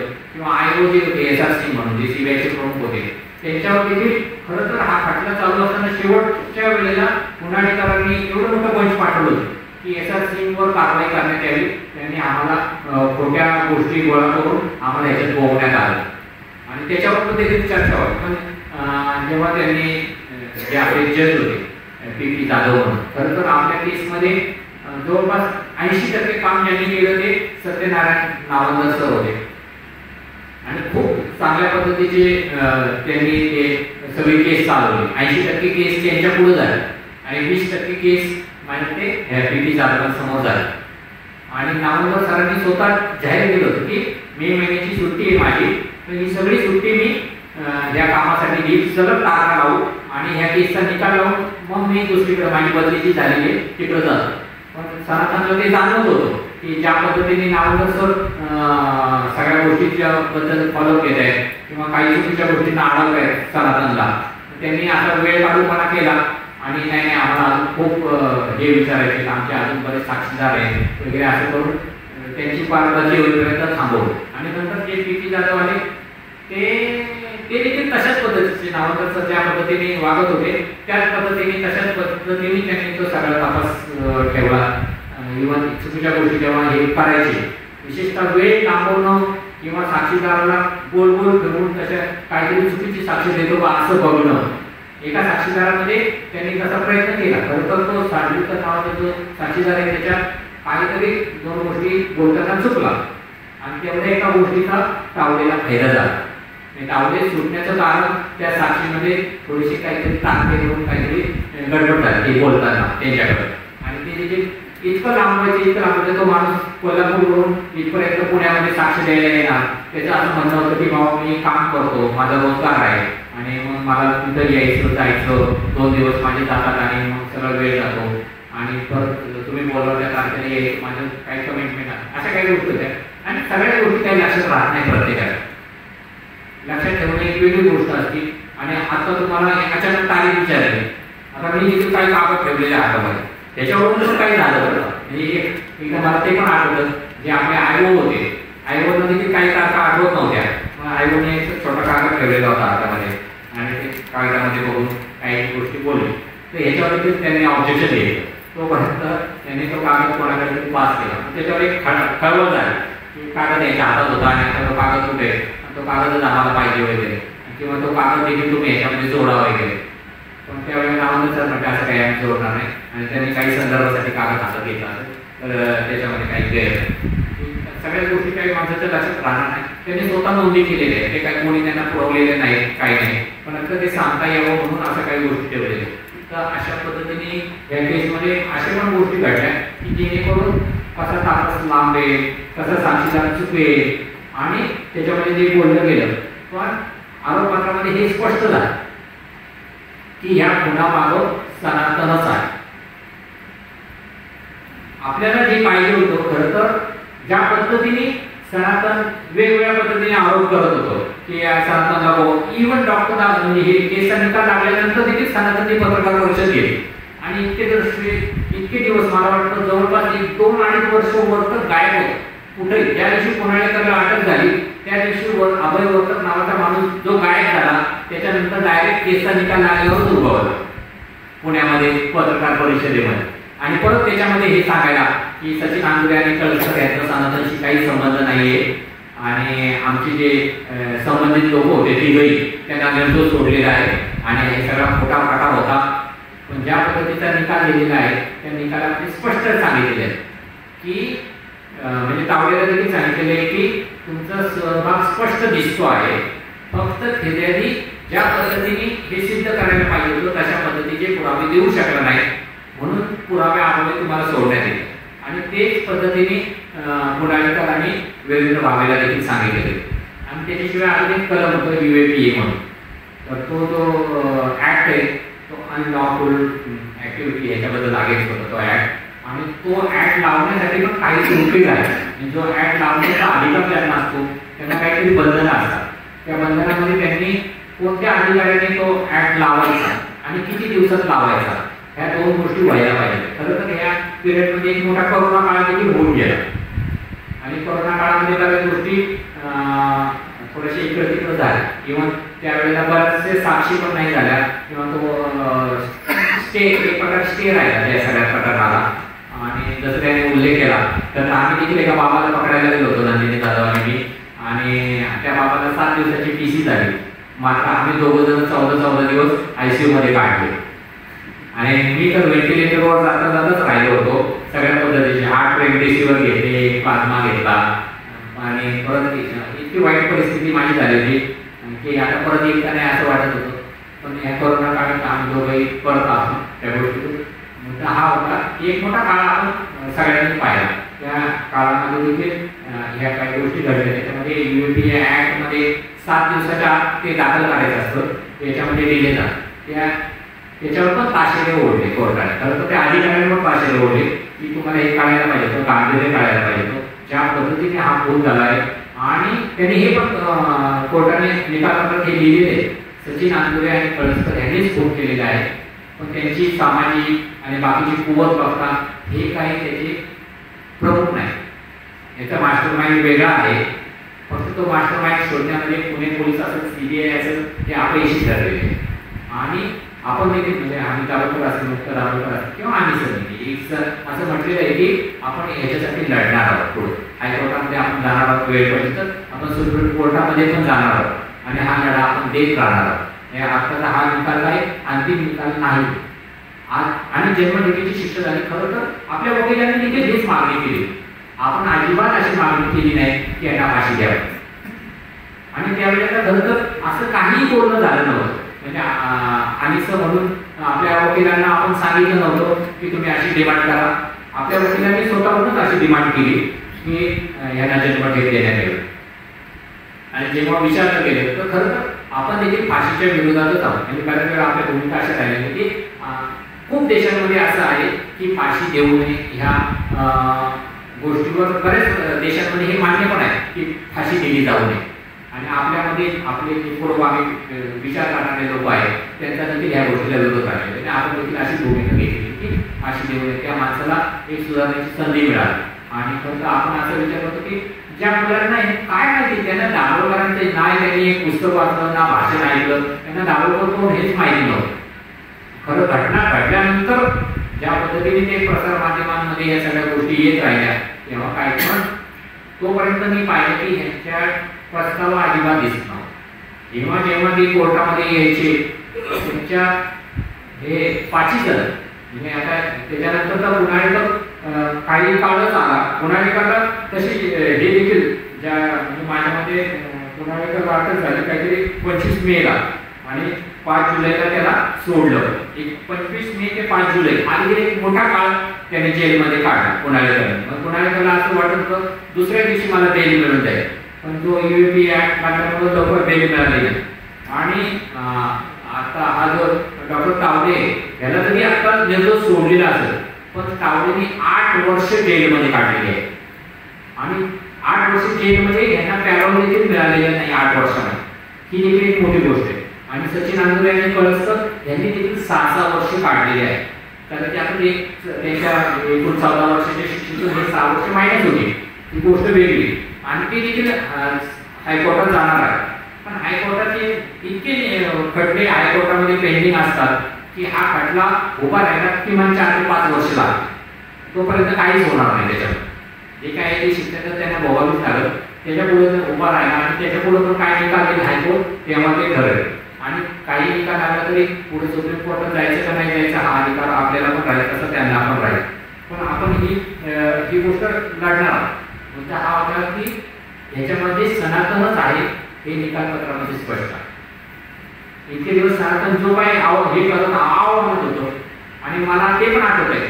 आपल्याबरोबर काय आमच्या चर्चेमध्ये मी असं म्हटलं की सनातनची अशी कार्यपद्धती राहिली, जिथं जिथं सनातननी विरोध केला तिथं तिथं हिंसा केली जाते. हे माझं वाक्य आहे. आणि जरी जो वीरेंद्र इचलकरंजीकर होता तो देखील माझ्या चर्चेमध्ये होता. एक उदाहरण द्या असं म्हणायला लागलं. मी म्हटलं एक नाही 4 उदाहरणं दिली. आणि बरोबर मी 4 उदाहरणं दिली. नंबर 1 गोष्ट म्हटलं आपल्या ह्या गडकरी नाटकामध्ये आम्ही पासमध्ये नावाचं नाटक होतं. त्या नाटकाला विरोध कोणी केला? सनातननी केला. आणि तिथं बॉम्बस्फोट झाला. जवळपास 7-8 लोक जखमी झाले. त्याच्यामध्ये आरोपी कोण सापडले? त्याच्यामध्ये वीरेंद्र वाघ आणि अजून काहीतरी लोक होते 5,000 होते. त्यांना शिक्षा झाली की ते सनातनचेच आहेत. त्यांना शिक्षा झाली पण त्यांना जामीन मिळाला. ते प्रकरण अजून हायकोर्टामध्ये आहे. त्याच्यानंतर मी म्हटलं दुसरी गोष्ट मडगाव नारकासुराचा ते हे करायचे. तिथं विरोध केला सनातनी. तिथं तर सनातनचे लोक हातामध्ये बॉम्ब असताना मेले. 2 जण मेले त्याच्यामध्ये. तेव्हा एक मला पाठवलं नाही आणि एक जण बंद होता. ते बॉम्ब ठेवायला गेले आणि तिथंच बॉम्ब फुटला. आणि नंतर त्यांना जे काय आपलं सारा आपण पॉवर पाडले आणि दुसरा अजून हेगडे आणि अजून कोणतरी होते 4 ते सगळे जण फरार झाले. पण हे सगळे सनातनशी संबंधित. तिथं त्यांनी विरोध केला होता, तिथं बॉम्बस्फोट झाला. त्याच्यानंतर जोरदार नावाचा टीचर आला होता. तिथं त्यांनी विरोध केला, तिथं देखील स्फोट केला. अशी मी त्यांना उदाहरण दिली. जिथं जिथं त्यांनी विरोध केला तिथं तिथं त्यांनी हिंसक कारवाया केलेल्या आहेत आणि डॉक्टर दाभोळकरांना देखील त्यांनी खूप ठिकाणी विरोध केला. म्हणजे सरांची जुने अंग पाडले तर आपल्याला ठिकठिकाणी ते पाण्यावर दिसतं की कशा पद्धतीने यांचा कुठलाही कार्यक्रम असला, आपला कार्यक्रम असला की सरांचं आधी पत्र द्यायचं, ते शाळेला दाखवायचं, आई जगांना दाखवायचं. आता तुम्ही इथे व्याख्यान देताय कोण आहे तर त्या संयोजकांना पहिलं पत्र द्यायचं, त्यांचा कार्यक्रम तुम्ही घेऊ नका, ते देवदाराच्या विरोधात बोलतात, पोलीस स्टेशनला पत्र द्यायचं की दाभोळकरांचा कार्यक्रम तुम्ही करणार असेल तर आम्ही तिथं मोठं आंदोलन करू. काही वेळेला पोलीस स्थिती आहे. मला ते पण आठवतं, आम्ही एका कुठतरी जाण्याचा कार्यक्रम घेतला होता महात्मा फुले वाड्यावर आणि तिथला इन्स्पेक्टर आला की तुम्हाला करता येणार नाही दाभोळकर म्हटले वाड्यामध्ये नाही करता येणार, आम्ही वाड्याच्या बाहेर करू. बाबा आडाव, विद्यापाठ अजून बरेच काही लोक होते आणि आम्ही हे कुंडल्याचा आणणार आणि तुम्हाला काय करायचं कारवाई. आणि तरी नाही म्हटलं नाही नाही इथं पण नाही करता येणार, तिथं आम्ही लगेच ते जमावबंदीचं कलम लावू असं तसं. तर डॉक्टर दाभोळकर म्हटले तुम्ही काय करायचं ते करा. आणि त्यावेळेला खरं तर कुंडलीवरून एक जणांनी स्वतःच्या मुलांना खून केला होता पुण्यामध्ये, बायकोचा खून केला होता, स्वतः आत्महत्या केली. त्याच्यामुळं आणि तो स्वतः ज्योतिष सांगायचं काम करायचं, आपल्या कुंडलीमध्ये वाईट गोष्टी घडणार आहेत त्याच्यामुळं आता काही आपण जगायचं नाही असं चिठ्ठी बिट्टी देऊन हे सगळे घटना घडले. आणि त्यावेळेला त्याचा निषेध म्हणून आपण हे कुंडली जाण्याचा कार्यक्रम घेत होतो. त्यावेळेला मला वाटतं कदाचित 12 सालची गोष्ट असेल. आणि त्यावेळेला तेव्हा ते डॉक्टर म्हटले की ठीक आहे, मी आता आर पाटील तेव्हा बरोबर मी त्यांना फोन करतो आणि सांगतो की आम्ही हे असं असं करतोय आणि तुमचे कोण हे आहेत ते अटक करणार आहे, करा असं म्हटल्यानंतर अचानक त्यांचा एकदम रागराग बदलला. त्यांनी तरी मला बाजूला बोललो, म्हटलं तुम्ही कार्यक्रम करायचे करा पण एक अर्ज द्या माझ्याकडं की अशी परवानगी पाहिजे म्हणून. आणि मी लगेच त्याला मंजुरी दिली. पण ठीक आहे असं तुम्ही सांगितलं तर आमचं काही म्हणणं नाही. मी अर्ज त्यांना दिला, अर्ज म्हणजे आधी कुंडल्या जायला गेल्या नंतर अर्ज दिला गेला, त्या अर्जावर त्यांनी मग मंजूर राहिला म्हणून अशा पद्धतीचं दिलं. अशा पद्धतीच्या गोष्टी आहेत. पण अशी गोष्ट आहे हे जेव्हा अशी करायची की यांचा विरोध अशा पद्धतीने का होऊ नाही द्यायचा, अशा पद्धतीची दबाव आणायचा. त्यामुळं ह्या सगळ्या गोष्टीमध्ये आपण सातत्याने हे करत राहील. आता मला किती वेळ घेतला नाही, खरं तर आता आपण केसच्या याच्या निकालापर्यंत आलेलं आहे. नंतर तुम्हाला काही प्रश्न विचारायचे असतील तर जरूर बोला. तर या पद्धतीने आता तरी अशी परिस्थिती आहे की ह्या सगळ्या निकाल पत्रावर एक आपण पुस्तक काढलं त्याचे विश्लेषण म्हणून. आणि आता आपण आव्हान करणार आहोत की तुमचा मुलगा मुलगी खरं तर सनातनमध्ये आपल्याकडे एक केस आलेली, त्यावेळेला ती मुलगी डॉक्टर होती. मला वाटतं या इकडच्या भागाचंच प्रकरण होतं तेव्हा. आणि त्या मुलीच्या आई वडील आपल्याकडे आले आणि ती मुलगी डॉक्टर झालेली मुलगी सनातनमध्ये गेली आणि आता ती घरपालकांचं ऐकत नाही काही, तिकडचं राहायचं म्हणते. अशा पद्धतीची आपल्याकडे केस आलेली. आणि नंतर त्याची स्टोरी आपण वार्तापत्रामध्ये छापली आणि ती स्टोरी छापल्यानंतर त्यांनी त्या मुलीच्या आई वडिलांच्या विरोधात साक्ष द्यायला लावली आणि आपल्यावर अब्दुल नुकसानीचा काही कोटी रुपयाचा दावा दाखल केला. तर डॉक्टर दाभोळकरांनी जवळपास 14 ते 15 कोटी रुपये अब्दुल नुकसानीचे खटले गोव्यामध्ये लढवले. डॉक्टर दाभोळकरांनी तरी कोणाला सांगितलं नाही कुठल्या केससाठी कुठं चाललेले आहे. डॉक्टर दाभोळकर शांतपणे हे सगळ्या गोष्टी करायचे. एक खटला तर त्यांनी दिल्लीमध्ये जाऊन लढवला आणि कशासाठी तर निर्मला माताच्या विरोधात त्यांनी एक लेख लिहिला होता आणि त्यांच्या पुस्तकात छापला होता तो लेख. तर त्या निर्मला माताचा भक्त असलेल्या एका माणसाने ते पुस्तक दिल्लीमध्ये मागवलं आणि ते पुस्तक दिल्लीमध्ये मागवल्यानंतर हे पुस्तक वाचल्यामुळं माझ्या भावना दुखावलेल्या आहेत आता दिल्लीमध्ये खटला लागला. आणि डॉक्टर दाभोळकरांना प्रत्येक तारखेला दिल्लीला जावं लागलं. म्हणून डॉक्टर दाभोळकरांनी शांतपणे हे सगळ्या गोष्टी केल्या आणि नंतर तिथं नेमकं सोडली ती गोष्ट वेगळी. पण किती मोठा वेळ त्यांचा गेला. तर हे सतत डॉक्टर दाभोळकरांना अडकवण्याचं की डॉक्टर दाभोळकरांचा वेळ त्याच्यात गेला पाहिजे, त्यांना असं काहीतरी त्रास झाला पाहिजे, अशा पद्धतीचे हे खटले. वार्तापत्रावर अजून देखील काही खटले आहेत की आपण काही छापताना 10 वेळा विचार करायचे बाबा याचं नाव काढायचं का, तरी आपल्याला अब्दुल नुकसानीचा खटला दाखल करतील किंवा काही गोष्टी करतील. पण अशा पद्धतीने आपण हे लढत राहू आणि लढणार आहोत. तर ह्या खटल्याबद्दलचं जे काही बाकीचं विश्लेषण आहे ते आपण सांगावं. पण आपल्या आजूबाजूला कुठेही तरुणाई जर अशा पद्धतीच्या मार्गाला जातात. फक्त सनातन काय एकच सनातन संस्था नाही, त्यांचे वेगवेगळे रूप एक प्रकारचे आहेत तशा पद्धतीचे.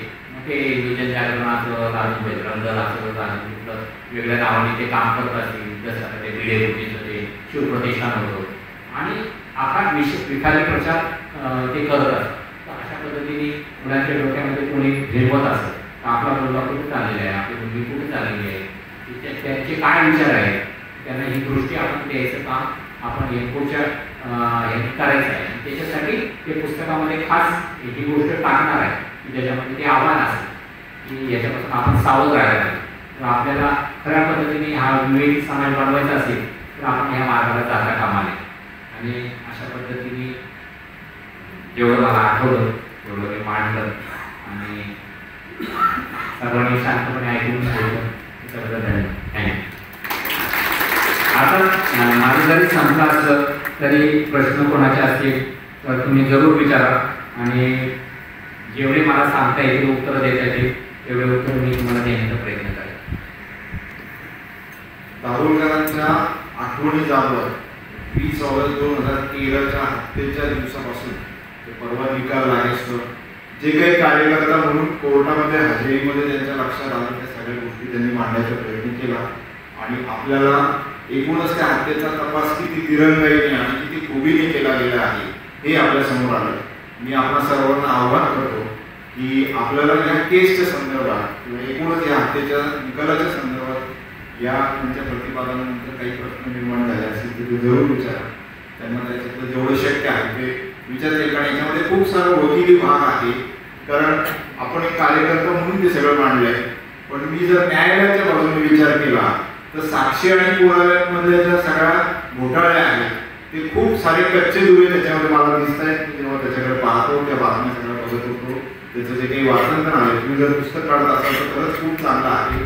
कारण 68 वर्षाचे दाभोळकर, 80 वर्षाचे पानसरे आणि 76 वर्षांचे कलबुर्गी आणि 60 वेळे चुकलेल्या गौरी लंकेश या 4 वयस्कर लोकांचे खून होणं हे आपल्याला विचार करायला लावणार आहे आजही. आणि त्यांनी जे वैभव राऊत पासून शरद कळसकर पर्यंत आपण काळेपर्यंत जो काही प्रवास सांगितला हा भयावह आहे. यांच्यासारखे असेच अनेक अमोल काळे आणि शरद कळसकर आजही काम करत आहे. आजही 18-19 वर्षाची मुलं सनातनच्या आणि एकूणच धर्मांधतेच्या जाळ्यामध्ये अडकत आहे. आपल्याला एक सजग नागरिक म्हणून भूमिका करणं आवश्यक आहे. त्याच्यामुळे हा संवाद मला प्रश्नोत्तराच्या रूपाने आपण त्यांच्याशी करावा. मी विनंती करतो कोणालाही प्रश्न असतील तर विचारावे. आपल्याला हा केसला लीड मिळालेला आहे.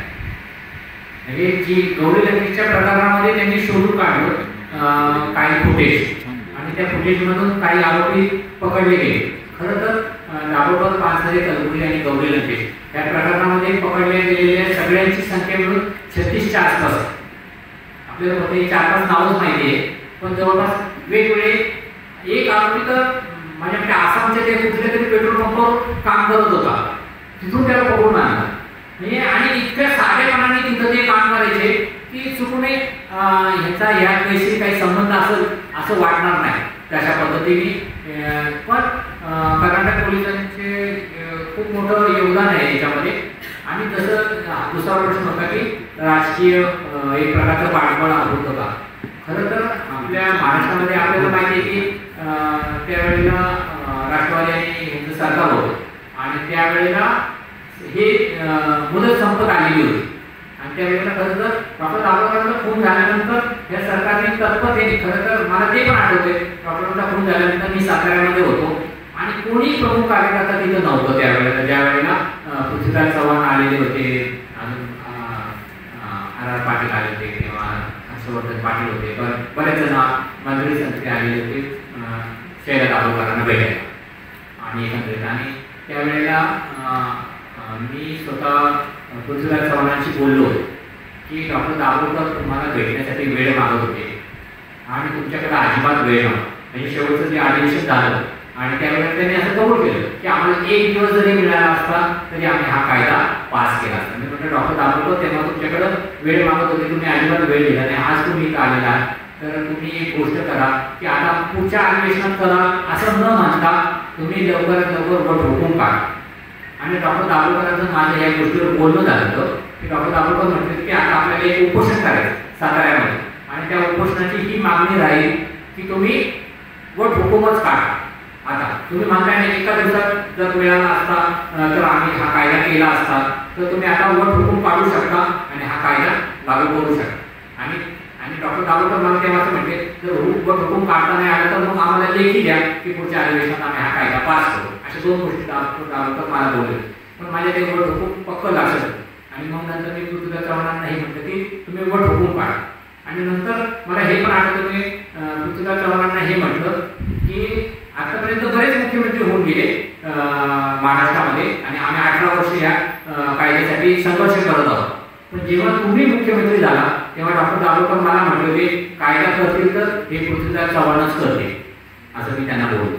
आणि पृथ्वीराज चव्हाणांचा चेहरा असा होता ना की त्या चेहऱ्यावर एक पण रेषा हलताना दिसत नाही, तशा आठवत.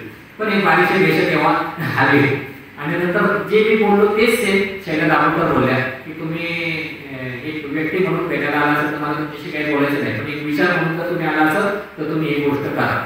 आणि त्यांनी ते कायदा मात्र केला.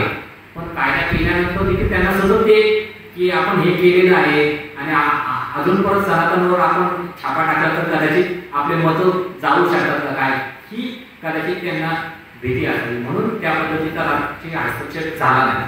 आणि नंतर दुसरं सरकार आलं, त्यांनी देखील तशा पद्धतीने जो व्हायला पाहिजे होता माणसाच्या खुणामध्ये तर लवकरात लवकर एक चांगला, मला आठवते खूप चांगला अधिकारी होता, तो काम करत होता आणि त्यांनी काहीतरी शोधले होते गोष्टी. नंतर लगेच बदली झाली, चांगलं काम करणारा माणूस. आणि नंतर दुसरा अधिकारी तिथं आला. आणि ज्या अशा पद्धतीचे राजकीय हस्तक्षेप होऊन एखाद्याची बदली केली जाते त्यावेळेला तो तपास पुढे जाऊ नये अशासाठी या गोष्टी केल्या जातात, हे दिसून येते. आणि ज्या पद्धतीने हे घडलेले नक्कीच आहे की राजकीय हस्तक्षेप असल्याशिवाय अशा गोष्टी लांबत नाही. आणि एक गोष्ट मला सांगायची बरं का, आपण पण याच्यामध्ये पण लिहिले तर ह्याच्यावर आमच्याकडे पण चर्चा झाली. हत्या म्हणायचं का डॉक्टर दाभोळकरांची घटना घडली त्याला खूनच म्हणायचं. हत्या एक वेगळी गोष्ट असते जी एखाद्याकडे चुकून घडली त्याला हत्या म्हणतात. आणि हे प्लॅनिंग करून केलेलं आहे हा खूनच आहे, त्याला खूनच म्हणायचं, हत्या नाही म्हणायचं. अशा पद्धतीची कदाचित तुम्ही काही असं पण त्याच्यामध्ये हत्याला एक दुसरं एक अजून हत्याच्या पुढे एक वेगळा शब्द वापरला जातो म्हणून ती हत्या म्हटली जाते. तर तो वापरायचा खून म्हणून तर तसा तो थोडा क्रिटिकल शब्द आहे. पण एखाद्याकडनं जसं गाडीची धडक आली, हेतू नव्हता त्याला मारायचा, पण माझ्याकडून तो माणूस मेला तर त्याला हत्या शकतो. पण ह्या माणसाला मारायचंच हा हेतू ठेवून त्या माणसाला मी जेव्हा मारतो त्याला खून.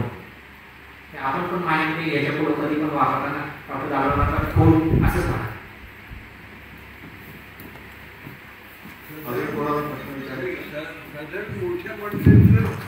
काही पुरावे नसताना हे असं कसं विधान करू शकतात. आणि खरं तर पृथ्वीराज चव्हाणांचा तर्क जो होता तो बरोबरच होता. ती विचारधारा आणि ही विचारधारा काही वेगळी नाही. पण वध हा शब्द त्याच्यासाठी वापरला जातो, एखाद्या दुष्ट माणसाला मारलं जातं त्याच्यासाठी तो वापरतो. पण आपल्याकडं गांधींच्या बाबतीमध्ये अशा पद्धतीचे म्हणजे गांधींचा खून झाल्यानंतर पेढे वाटणारे लोक पण आपल्या इथं होते महाराष्ट्रात तशा पद्धतीचे. आणि काही जे सूत्रधार होते तेव्हा ते पण फरार झाले आणि जो खुनी होता तो अडकला. आणि असं देखील तशीच परिस्थिती आहे, सूत्रधार फरार आहेत आणि खुनी म्हणजे खून केलं ते अडकलेले आहे. आणि सूत्रधार कळत पण नाही की हा सूत्रधार आहे म्हणून. तसं डॉक्टर दाभोळकरांचे पण सूत्रधार कदाचित त्यांची मुलं फॉरेनमध्ये शिकत असतात. ते अजिबात त्यांच्या मुलांना आणत नाही. असे बहुजनांची मुलं पकडतात, त्यांना हे करतात, त्यांच्यावर सगळं बिंबवतात आणि स्वतः नामेने रडतात आणि फक्त करतात काम. आणि अजिबात त्यांचं माहिती जरी असेल तरी एकही पुरावा सापडत नाही. पण खून, हत्या, वध तिन्ही शब्द जरी एका ह्याच्यामध्ये असतील तरी त्याचा वापर जो केला जातो त्याला एक वेगळा संदर्भ आहे. इंग्रजीत पण हत्येला असॅसिनेशन आणि खुनाला मर्डर. नीलम गोरेंना कामंदित करण्याची आणि सगळं करायचं. नीलम गोरेंना कामंदित करण्याची विचार करा. आपल्याला मारा काय उदाहरण आपलं किती झालं मुंबईला. खरं तर एक गोष्ट लक्षात घ्या, काही वेळेला हे राजकीय लोक आहेत. समजा एखादा माणूस आता मुख्यमंत्री आहे, समजा आपल्या महाराष्ट्राचे मुख्यमंत्री शिंदे आहे. शिंदेची विचारधारा आपली विचारधारा काही मॅच नाही. किंवा पंतप्रधान मोदी आहे आणि सनातनवर बंदी आणावी ही मागणी आपल्याला पंतप्रधानांकडे करायची आहे. त्यांना पंतप्रधानांकडेच करावी लागते आपल्याला मागणी. आपल्याला लेखी निवेदन त्यांना द्यावं लागतं आणि जरी आपल्याला वाटलं राष्ट्रपती फक्त नामधारी आहे तरी पण त्या राष्ट्रपतीकडेच हे द्यावं लागतं आपल्याला. खरं तर सनातन आरोप करायचो की सीबीआय हे दाभोळकर कुटुंबाच्या दबावाखाली काम करतात. माझा पण जबाब घेतला तर मी म्हटलं मला हसू येतं या गोष्टीचं. सीबीआय अनिसाच्या दबावाखाली जर तपास करत असेल तर सगळ्यांना माहिती सीबीआय असू द्या, ईडी असू द्या, काही असू द्या, कोणाच्या दबावाखाली काम करतात. तर आणि अनिसाची काय ताकद आहे? आणि त्याचा एक ग्रामपंचायत सदस्य पण कुठं नाही निवडून आलेला की तो दबाव टाकला सीबीआयवर आणि सीबीआय तशा पद्धतीने काम करत. पण आरोप करणाऱ्यांना काही करावं लागतं. पण तुमचा जो प्रश्न होता तो माणूस आपण त्या व्यक्तीकडे नाही करत, त्या पदाकडे. समजा जर हा कायदा आपण त्यांना बोलवलं होतं, सामाजिक बहिष्कार कायदा होण्यासाठी त्यांचं योगदान होतं म्हणून कदाचित त्यांना त्या कार्यक्रमाला बोलवलं गेलं होतं. कारण त्यांनी देखील त्या पद्धतीने हा कायदा होण्यासाठी पाठपुरावा केलेला होता आणि म्हणून त्या कार्यक्रमामध्ये त्यांना निमंत्रित केलं. अशा काही गोष्टी होतात. कदाचित राजकीय लोकांना आणायचं का नाही प्लॅटफॉर्मवर, पण कदाचित हा कायदा करावा याच्यासाठी जी मागणी होती. म्हणजे कुठेतरी चव्हाणांना मी का म्हटलं तुम्ही वर ढोकून काढा, तर त्यांनी दाखवतांच्या तपासामध्ये काही असं काही ते आपल्याला म्हणजे वर ढोकून निघाल्यानंतर देखील हा कायदा होण्यासाठी एक लढावी लागली नागपूरला जाऊन. तिथं बसावं लागलं त्या अधिवेशनाच्या काळात आणि शेवटच्या दिवशी हा कायदा संमत झालेला आहे. जादूकरांविरुद्ध काय पण शेवटी आता आपल्याला त्या लोकांना भेटावं लागलं. डॉक्टर दाभोळकरांनी देखील अशा सर्व लोकांना भेटले.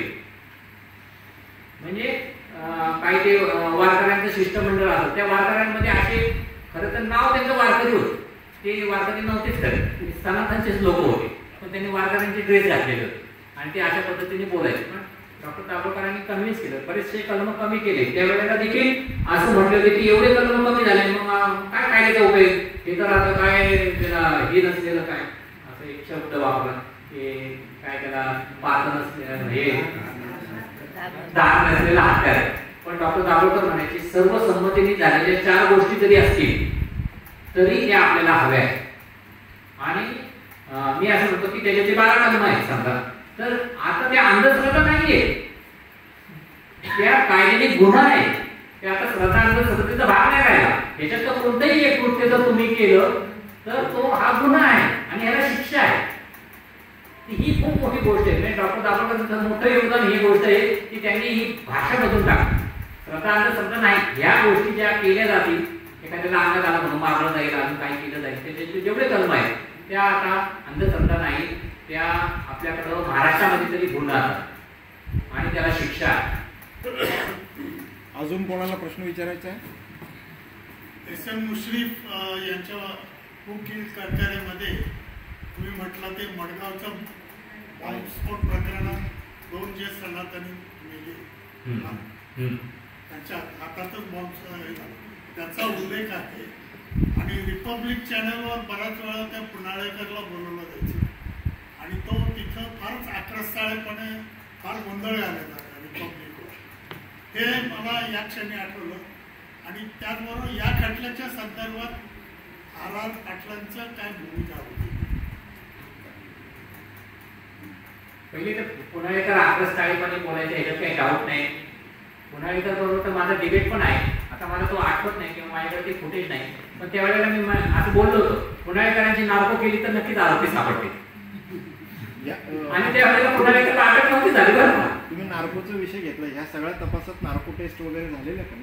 नाही, नार्को नाही झाली, पण एक सायको अनालिसिस म्हणून एक टेस्ट असते सीबीआयची, त्याच्यामध्ये त्या आरोपींकडून सगळं एक प्रकारे वधवून घेतलं आणि ते शूटिंग येतं का त्यांच्याकडे, म्हणजे हा खून कसा केला गेला त्यांनी सगळं. आम्ही कुठं उतरलो बसमधून, कुठून कुठं चालत आलो, कुठं गोळ्या मारल्या, कुठं गेलो, हे सगळं त्यांनी कबुलीत केलेलं आहे. आणि एका ह्याच्यामध्ये त्यांनी कळसकरनी तो जबाब पण दिलेला आहे तशा पद्धतीने, किंवा आंदोलनाने पण कबूल केलेलं आहे त्यांच्याकडे. ते नंतर डिनाय केलं होतं त्यांनी नंतर, पण तोपर्यंत त्यांनी सगळे तशा पद्धतीचे पुरावे त्यांनी गोळा केलेले होते. आता खूप कमी पुरावे गोळा करता आले, म्हणजे ते पिस्तूल सापडलं नाही, ती गाडी सापडली नाही, अजून काही गोष्टी ज्या होत्या त्याच्यासाठी 7.5 कोटी रुपये खर्च केले होते. ते आता आरोप भरपूर त्या गोष्टीमध्ये करतात. विदेशी संस्थेला दिला होता तो, माहिती मला, ते पण माहिती आहे. आणि त्याच्यासाठी एक मोठा वेळ घेतला गेला. पण त्या वेळ घेतल्यामुळं देखील एक काही गोष्टी घडल्या की त्याच्यानंतरचे जे काही धागेदोरे होते पुराव्यासाठीचे ह्याच्यासाठी वेळ मिळाला. म्हणजे त्यांची तर नुसतं तावडीला अटक केली तेव्हाच मागणी चालली होती, हा खड्डा सुरू करा, खड्डा सुरू करा, बाकी काहीच नव्हतं तेव्हा आपल्याकडे.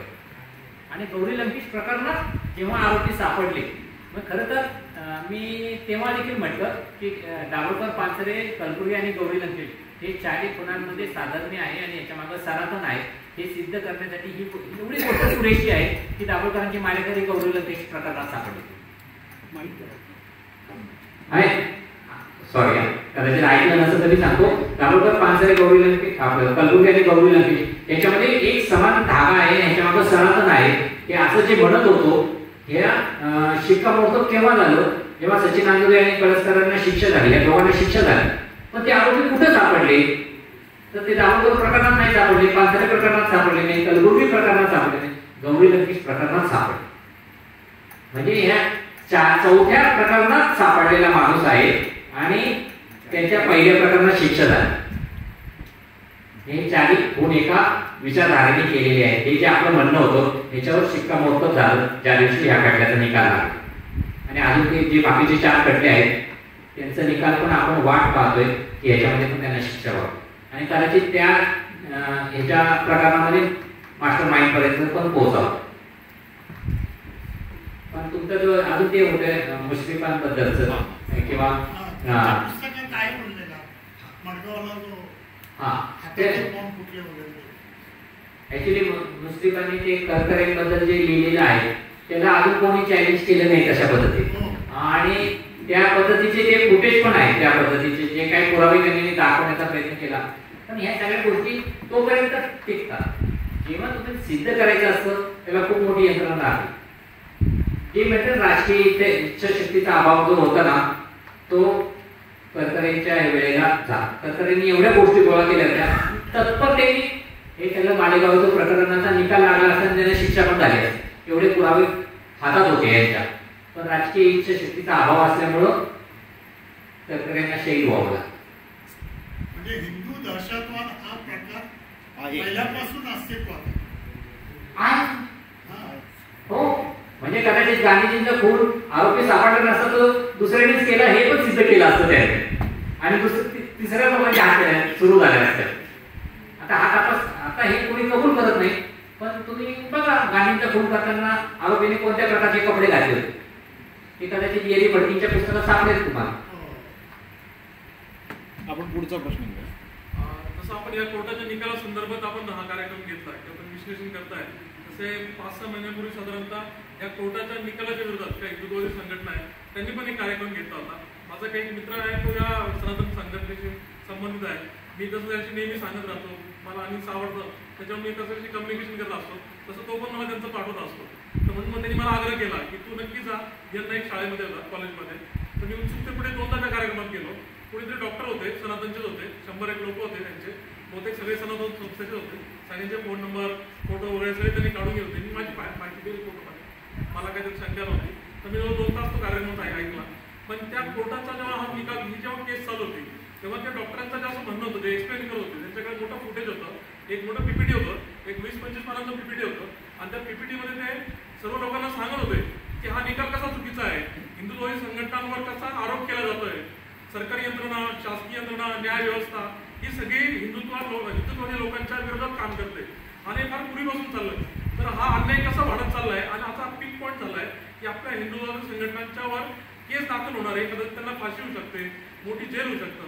तर अन्याय या अन्यायासाठी लोकांनी कसं पेटून उठलं पाहिजे. तर ते हे त्यांनी सांगत होते. मी उत्सुकतेपुढे ऐकलं. त्यांनी जाताना पुन्हा माझा फोन नंबरवर लिहून घेतला, कारण माझ्याकडे कोणतं आय कार्ड नव्हतं, कोणतं त्यांचं काही त्यांच्या सभासद असं माझ्याकडे प्रूफ नव्हतं. तर तसं आता ह्या निकालाच्या विरोधात पण कदाचित ते कार्यक्रम घेतील. मी उत्सुकतेपुढे जाणारच आहे. पण त्याच्यासाठी आपण काही विरोध करू शकतो का, किंवा तसं काही तुम्ही ज्यांना सांगितलं की आम्ही पुस्तक प्रदर्शित करणार आहे तर तसं जरूर केलं पाहिजे. कारण कोर्टाचा निकाल सगळ्यांना कळणार नाही.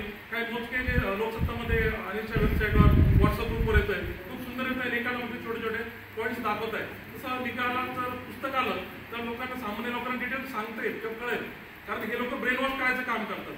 मी ते 2 तासाचे कार्यक्रम बघितलं, ते लोकांना डायरेक्ट लोकांना विचारायचे की न्यायालयाने हे सांगितलं ते पोलीस नव्हते, 2 गुन्ह्यांना पकडला लगेच शिक्षा झाली पाहिजे, त्याच्या मुलाशी जायची काय गरज आहे, हे वेड्यात काढताय सगळेजण आपल्याला. सरकार त्यांच्या बाजूने सगळं मला हास्यास्पद वाटलं, कारण मी अनेक पुस्तकं वाचतो, संघटनेशी संबंधित आहेत, पण याच्या विरोधात कसं जाता येईल आपल्याला किंवा त्यांना कसं टाळता येईल असा माझा प्रश्न आहे.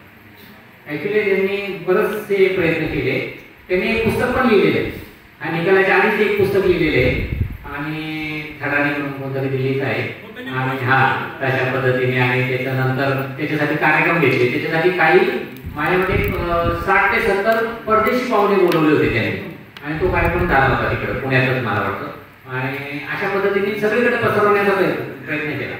मुद्दा हा आहे की असाच प्रकार आसारामच्या वेळेला पण केला होता, असाच प्रकार रामरायांच्या वेळेला पण केला होता की या कशा विदेशी शक्ती आहे आणि त्या आपल्या हिंदू संतांच्या कशा मागं लागलेल्या आहेत आणि आसारामला अडकवण्यामध्ये अमेरिकेचं षडयंत्र आहे, कारण आसाराम स्वदेशीचा प्रचार करतो. पण असं नाही झालं. म्हणजे आता असे खोटे पिक्चर जे निघाले, केरला फाईल किंवा अजून कुठे तरी, ते पिक्चरचा प्रचार प्रसार होतो, पण एक 15 कापी आहे त्याचा प्रचार प्रसार होत नाही. पण त्याच्यामध्ये ते सत्य दाखवले, ज्या पद्धतीने तो लढलं, कोणीतरी लढावं लागतं. आज त्या आसारामच्या विरोधात ती मुलगी उभी राहिली, तिचं किती कौतुक आहे. किंवा रामरायांच्या विरोधात त्या 2 मुली उभ्या राहिल्या. आज दाभोळकरांचा केस झाला तेव्हा एवढे काही बाहेर लोक नव्हते की आता आरोपींना शिक्षा होईल तर काहीतरी पेटवतील, असं काही नव्हतं चित्र. पण रामरायांच्या वेळेला 1 लाख लोक हातामध्ये काठ्या लाठ्या जाळपोळ करण्याच्या तयारीत होते.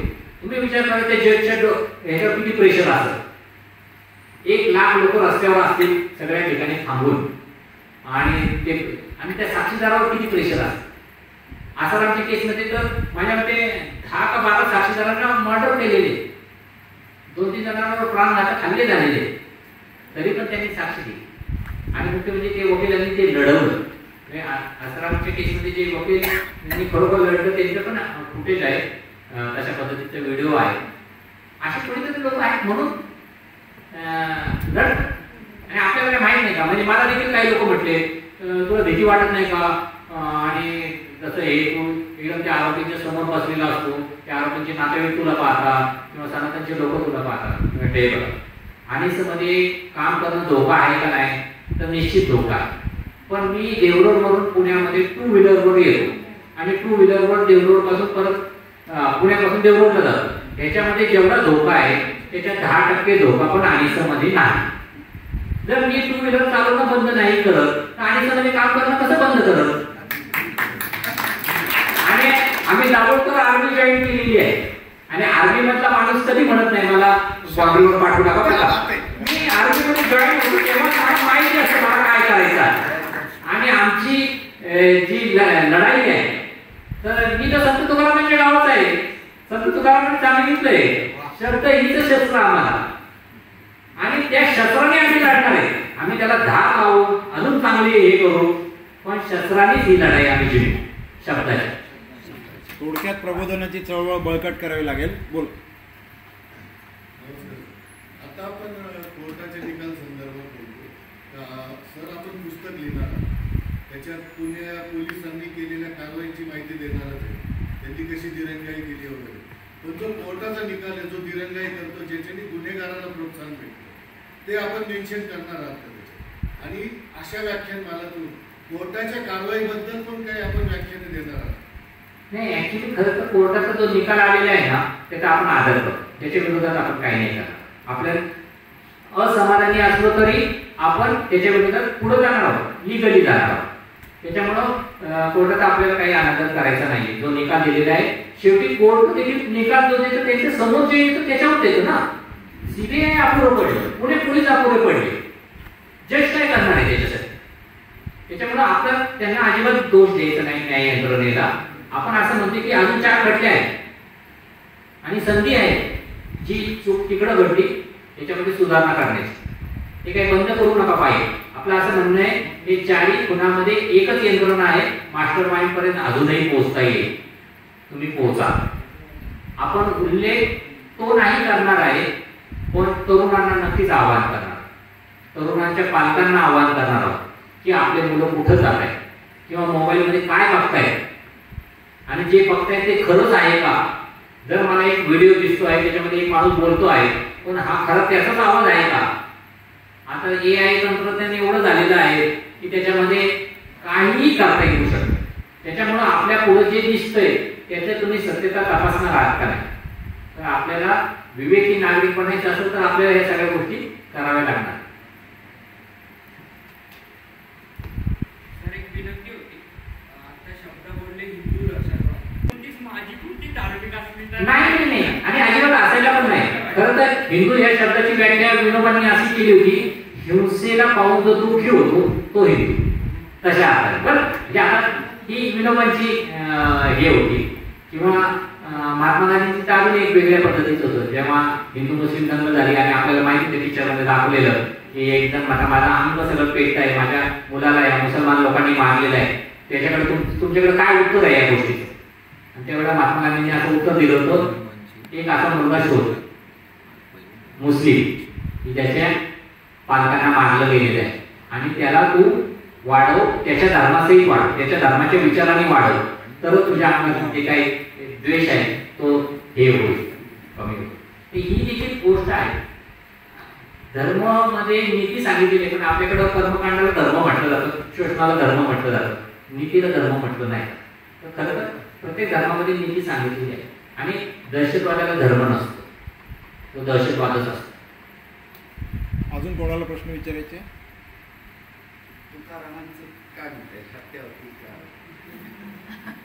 हे बघा, तुकाराम महाराज विमानामध्ये बसून गेले ह्याच्यावर माझा विश्वास नाही.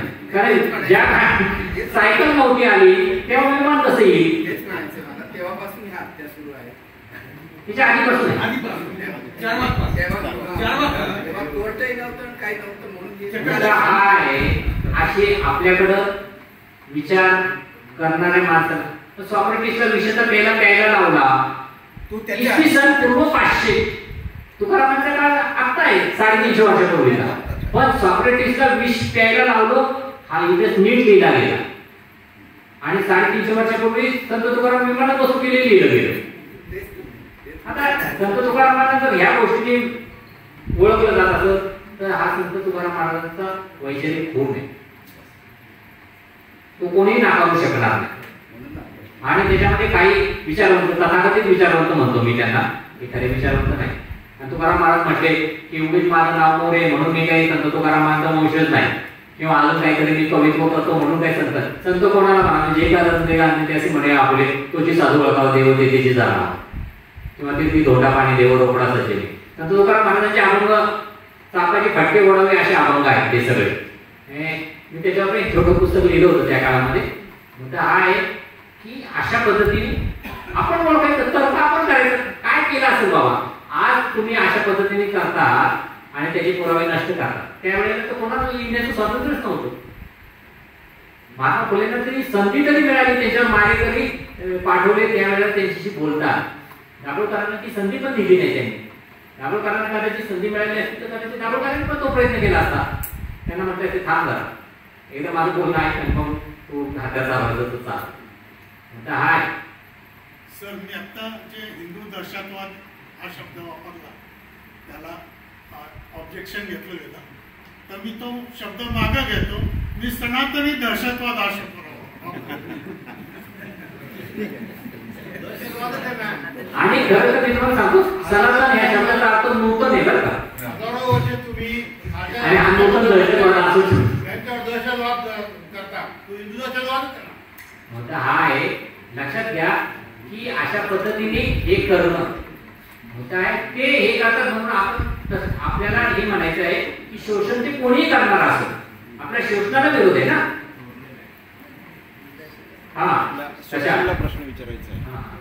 सर, डॉक्टर नरेंद्र दाभोलकरांची हत्या झाल्यानंतर एक महत्त्वाची गोष्ट घडली, ती म्हणजे 26 ऑगस्टला कायदा आला आणि त्या कायद्याच्या माध्यमातून जे काही भोंदूबाबा असतात, जे अंधश्रद्धा पसरवतात, त्याच्या म्हणजे तो एक गुन्हा मानला गेला. आणि त्याच्यामध्ये महत्त्वाची गोष्ट अशी पण आहे त्या कायद्यामध्ये की नुसतं अशाच पद्धतीनं अंधश्रद्धा पसरवणं नाही, तर विविध वस्तूंच्या माध्यमातून असेल किंवा विविध लेख किंवा लेखांच्या माध्यमातून जर असं असेल तो देखील गुन्हा मानला गेलेला आहे. आणि आत्ता आपण जो दाभोलकरांच्या हत्येच्या मागच्या ज्या धार्मिक संस्था आहे त्या संस्थांच्या माध्यमातून सर्रासपणे अशा पद्धतीचं लेखन केलं जातं किंवा अशा पद्धतीनं अंधश्रद्धा पसरवली जाते, जो की गुन्हा आहे.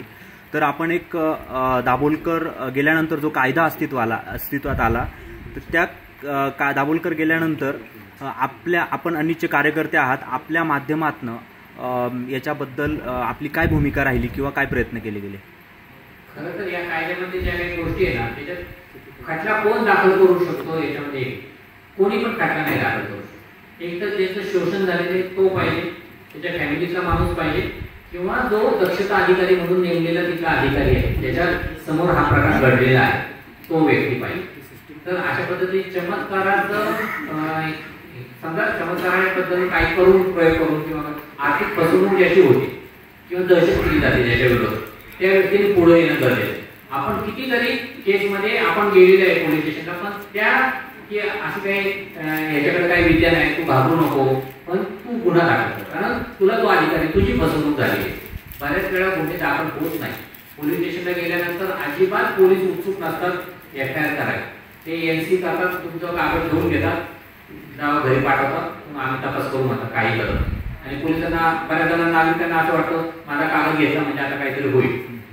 FIR आणि NC याच्यात खूप मोठा फरक असतो. बऱ्याच लोकांना ते कळत नाही.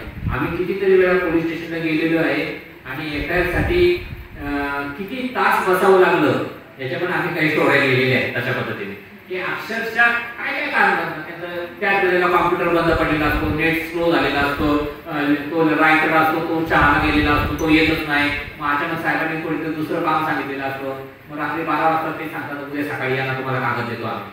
नाही, आम्ही इथं बसून राहतो, सकाळपर्यंत बसू तोपर्यंत तुम्ही कागद देणार नाही, आम्ही तो हलणार नाही. अशी जेव्हा भूमिका घेतली जाते तेव्हा कुठंतरी ते FIRचा कागद मिळतो. आणि FIR झाल्यानंतर देखील काम होत नाही. त्याच्यानंतर डॉक्टर दाभोलकरांच्या केसमध्ये आम्ही अक्षरशः पाहिले की प्रत्येक तारखेला पुढं काय घडतं हे आपण फॉलोअप करत होतो, किंवा हायकोर्ट निगराणी करत होतो, CBIला प्रत्येक वेळेला विचारत होतो. त्यांना बंद लपोट्यात ते द्यावं लागायचं, आम्ही पुढं काय केलं. आणि सर्व शेवटी त्यांनी क्लोजर रिपोर्ट दिला की आता आम्ही तपास बंद करत आहोत, आता आमचा हा तपास संपलेला आहे. हे देखील शेवटी त्याच्या विरोधात पण आपण गेलो, पण त्यांनी मान्य केलं की आता हा तपास संपवला जाईल असं आहे. त्याच्यामुळं अशा काही घटना घडत असतील तर संबंधित व्यक्तीने पुढे या, आणि संबंधित व्यक्ती पुढे येत नसेल तर मात्र त्याला आपण फुल सपोर्ट करतो. त्याला कायदेशीर मदत लागली, पाठबळ लागलं, त्याची भीती दूर करायची, असं सगळे प्रयत्न आपण करतो. आणि काय करतो मला या खटल्यात साक्षीदारांचं विशेष कौतुक वाटतं. तुम्ही जसं बोललात की आपले सगळे साक्षीदार कोणी फिरलं नाही मागे, तर यांना धमक्या वगैरे पण आल्या असतील त्या आरोपीकडनं किंवा कोणाकडनं, तर त्यांनी त्याच्या विरोधात कसं हे केलं, म्हणजे विरोध केला किंवा ते कसं फेस केलं. हे पण एक वेगळी गोष्ट सांगता येईल. प्रश्न विचारला म्हणून माझ्या बोलण्यात आलं नव्हतं. आपल्या 20 साक्षीदारांमध्ये 4 साक्षीदार असे होते की त्या विचारधारेचे होते, जे आणि म्हणजे आणि सच्ची अजिबात त्यांचा संबंध नव्हता. डॉक्टर दाभोलकरांविषयी त्यांना काही माहिती नव्हतं. ते हिंदू म्हणजे त्या काय म्हणतात त्याला, म्हणजे हा जो साडवेलकर होता हा भिडे प्रतिष्ठान म्हणजे शिव प्रतिष्ठानचा माणूस होता. मित्रंदरमध्ये त्यांनी काम केलं होतं, सगळ्या हिंदू जनजागरणामध्ये काम केलं होतं. पण डॉक्टर दाभोलकरांचा खून झालेला त्याला पटलं. दुसरा जो होता औरंगाबादचा, खरं तर हे लोकांची नावं नाही घेतली पाहिजे, पण मी तुम्हाला सांगतो 4 साक्षीदार असे होते की जे ह्या विचारधारेचे अजिबात नव्हते, पण त्यांना डॉक्टर दाभोलकरांचा खून झाला ही गोष्ट पटली नाही, की आपण ह्या लोकांबरोबर आहोत आणि हे लोक चुकीचं काम करत आहेत, याच्या विरोधात आपण बोलणार. आणि ते बोलले आणि त्यांनी अजिबात साक्ष फिरवली नाही.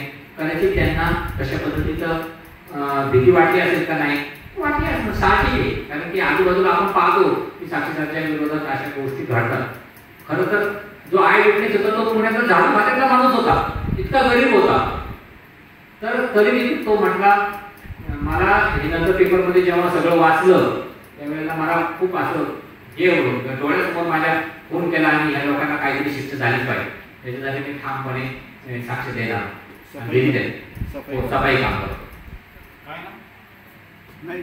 सफाई कर्मचाऱ्याचं नाव नाही आलेलं, किरण कांबळे नाव होतं. किरण कांबळे आता ते पेपरमध्ये आलेलं आहे, त्याच्यामुळे काही नाव सांगायला काय हरकत नाही. किंवा तो आता ह्याचा भाग झालेला आहे, ते निकाल कोणालाही मिळू शकतो, तुम्ही डाउनलोड करू शकता. ते आता आपण ह्याच्यामध्ये करणार आहोत. जे पुस्तक तयार करू त्याच्यामध्ये बऱ्यापैकी येईल. आता सगळ्याच गोष्टी काही मला पूर्ण आठवत नव्हत्या, पण जेवढ्या मला आठवल्या, कारण मी प्रत्येक गोष्टीचं साक्षीदार राहिलो या गोष्टीमध्ये. खूप फॉलोअप, खूप चिकाटी करावी लागायची. 11 वाजता मी पोलीस त्या कोर्टामध्ये जायचो. 7 मध्ये फक्त जेवणाचा ब्रेक व्हायचा. 5:30-6 पर्यंत पण बाहेर. ज्या दिवशी आपली केस असायची फक्त आपलीच केस चालायची, दुसरी कोणती केस घ्यायची.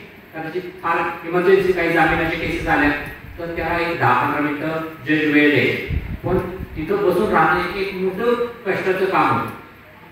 पण हे सातत्य ठेवलं. किती तारखा पडल्या असतील माझ्यामध्ये, माझ्या आठवणीत असं 100 ते 150 तारखा मी केली. मला शिवाजीनगर कोर्टामध्ये यायचं तो देखील 25 किलोमीटरचा प्रवास आहे. देवळपासून पुण्यापर्यंत येणं आणि परत 25 किलोमीटर जाणं. पण हे मी एक माझी जबाबदारी किंवा मला असं वाटत होतं की हे मीच करू शकतो, कारण मला स्टार्टपासून एंडपर्यंत हे सगळं काय जे झालेलं आहे, काय घडलेलं आहे सगळं माहिती आहे. आणि जे काही त्याचे परिणाम होते ते भोगण्याची देखील माझी तयारी आहे, काय जर झालं तर त्याच्यामध्ये. त्यामुळे असं काही नाही. प्रश्नोत्तराचा साधारणतः संवाद जो आहे आपण तो थांबवूया आता.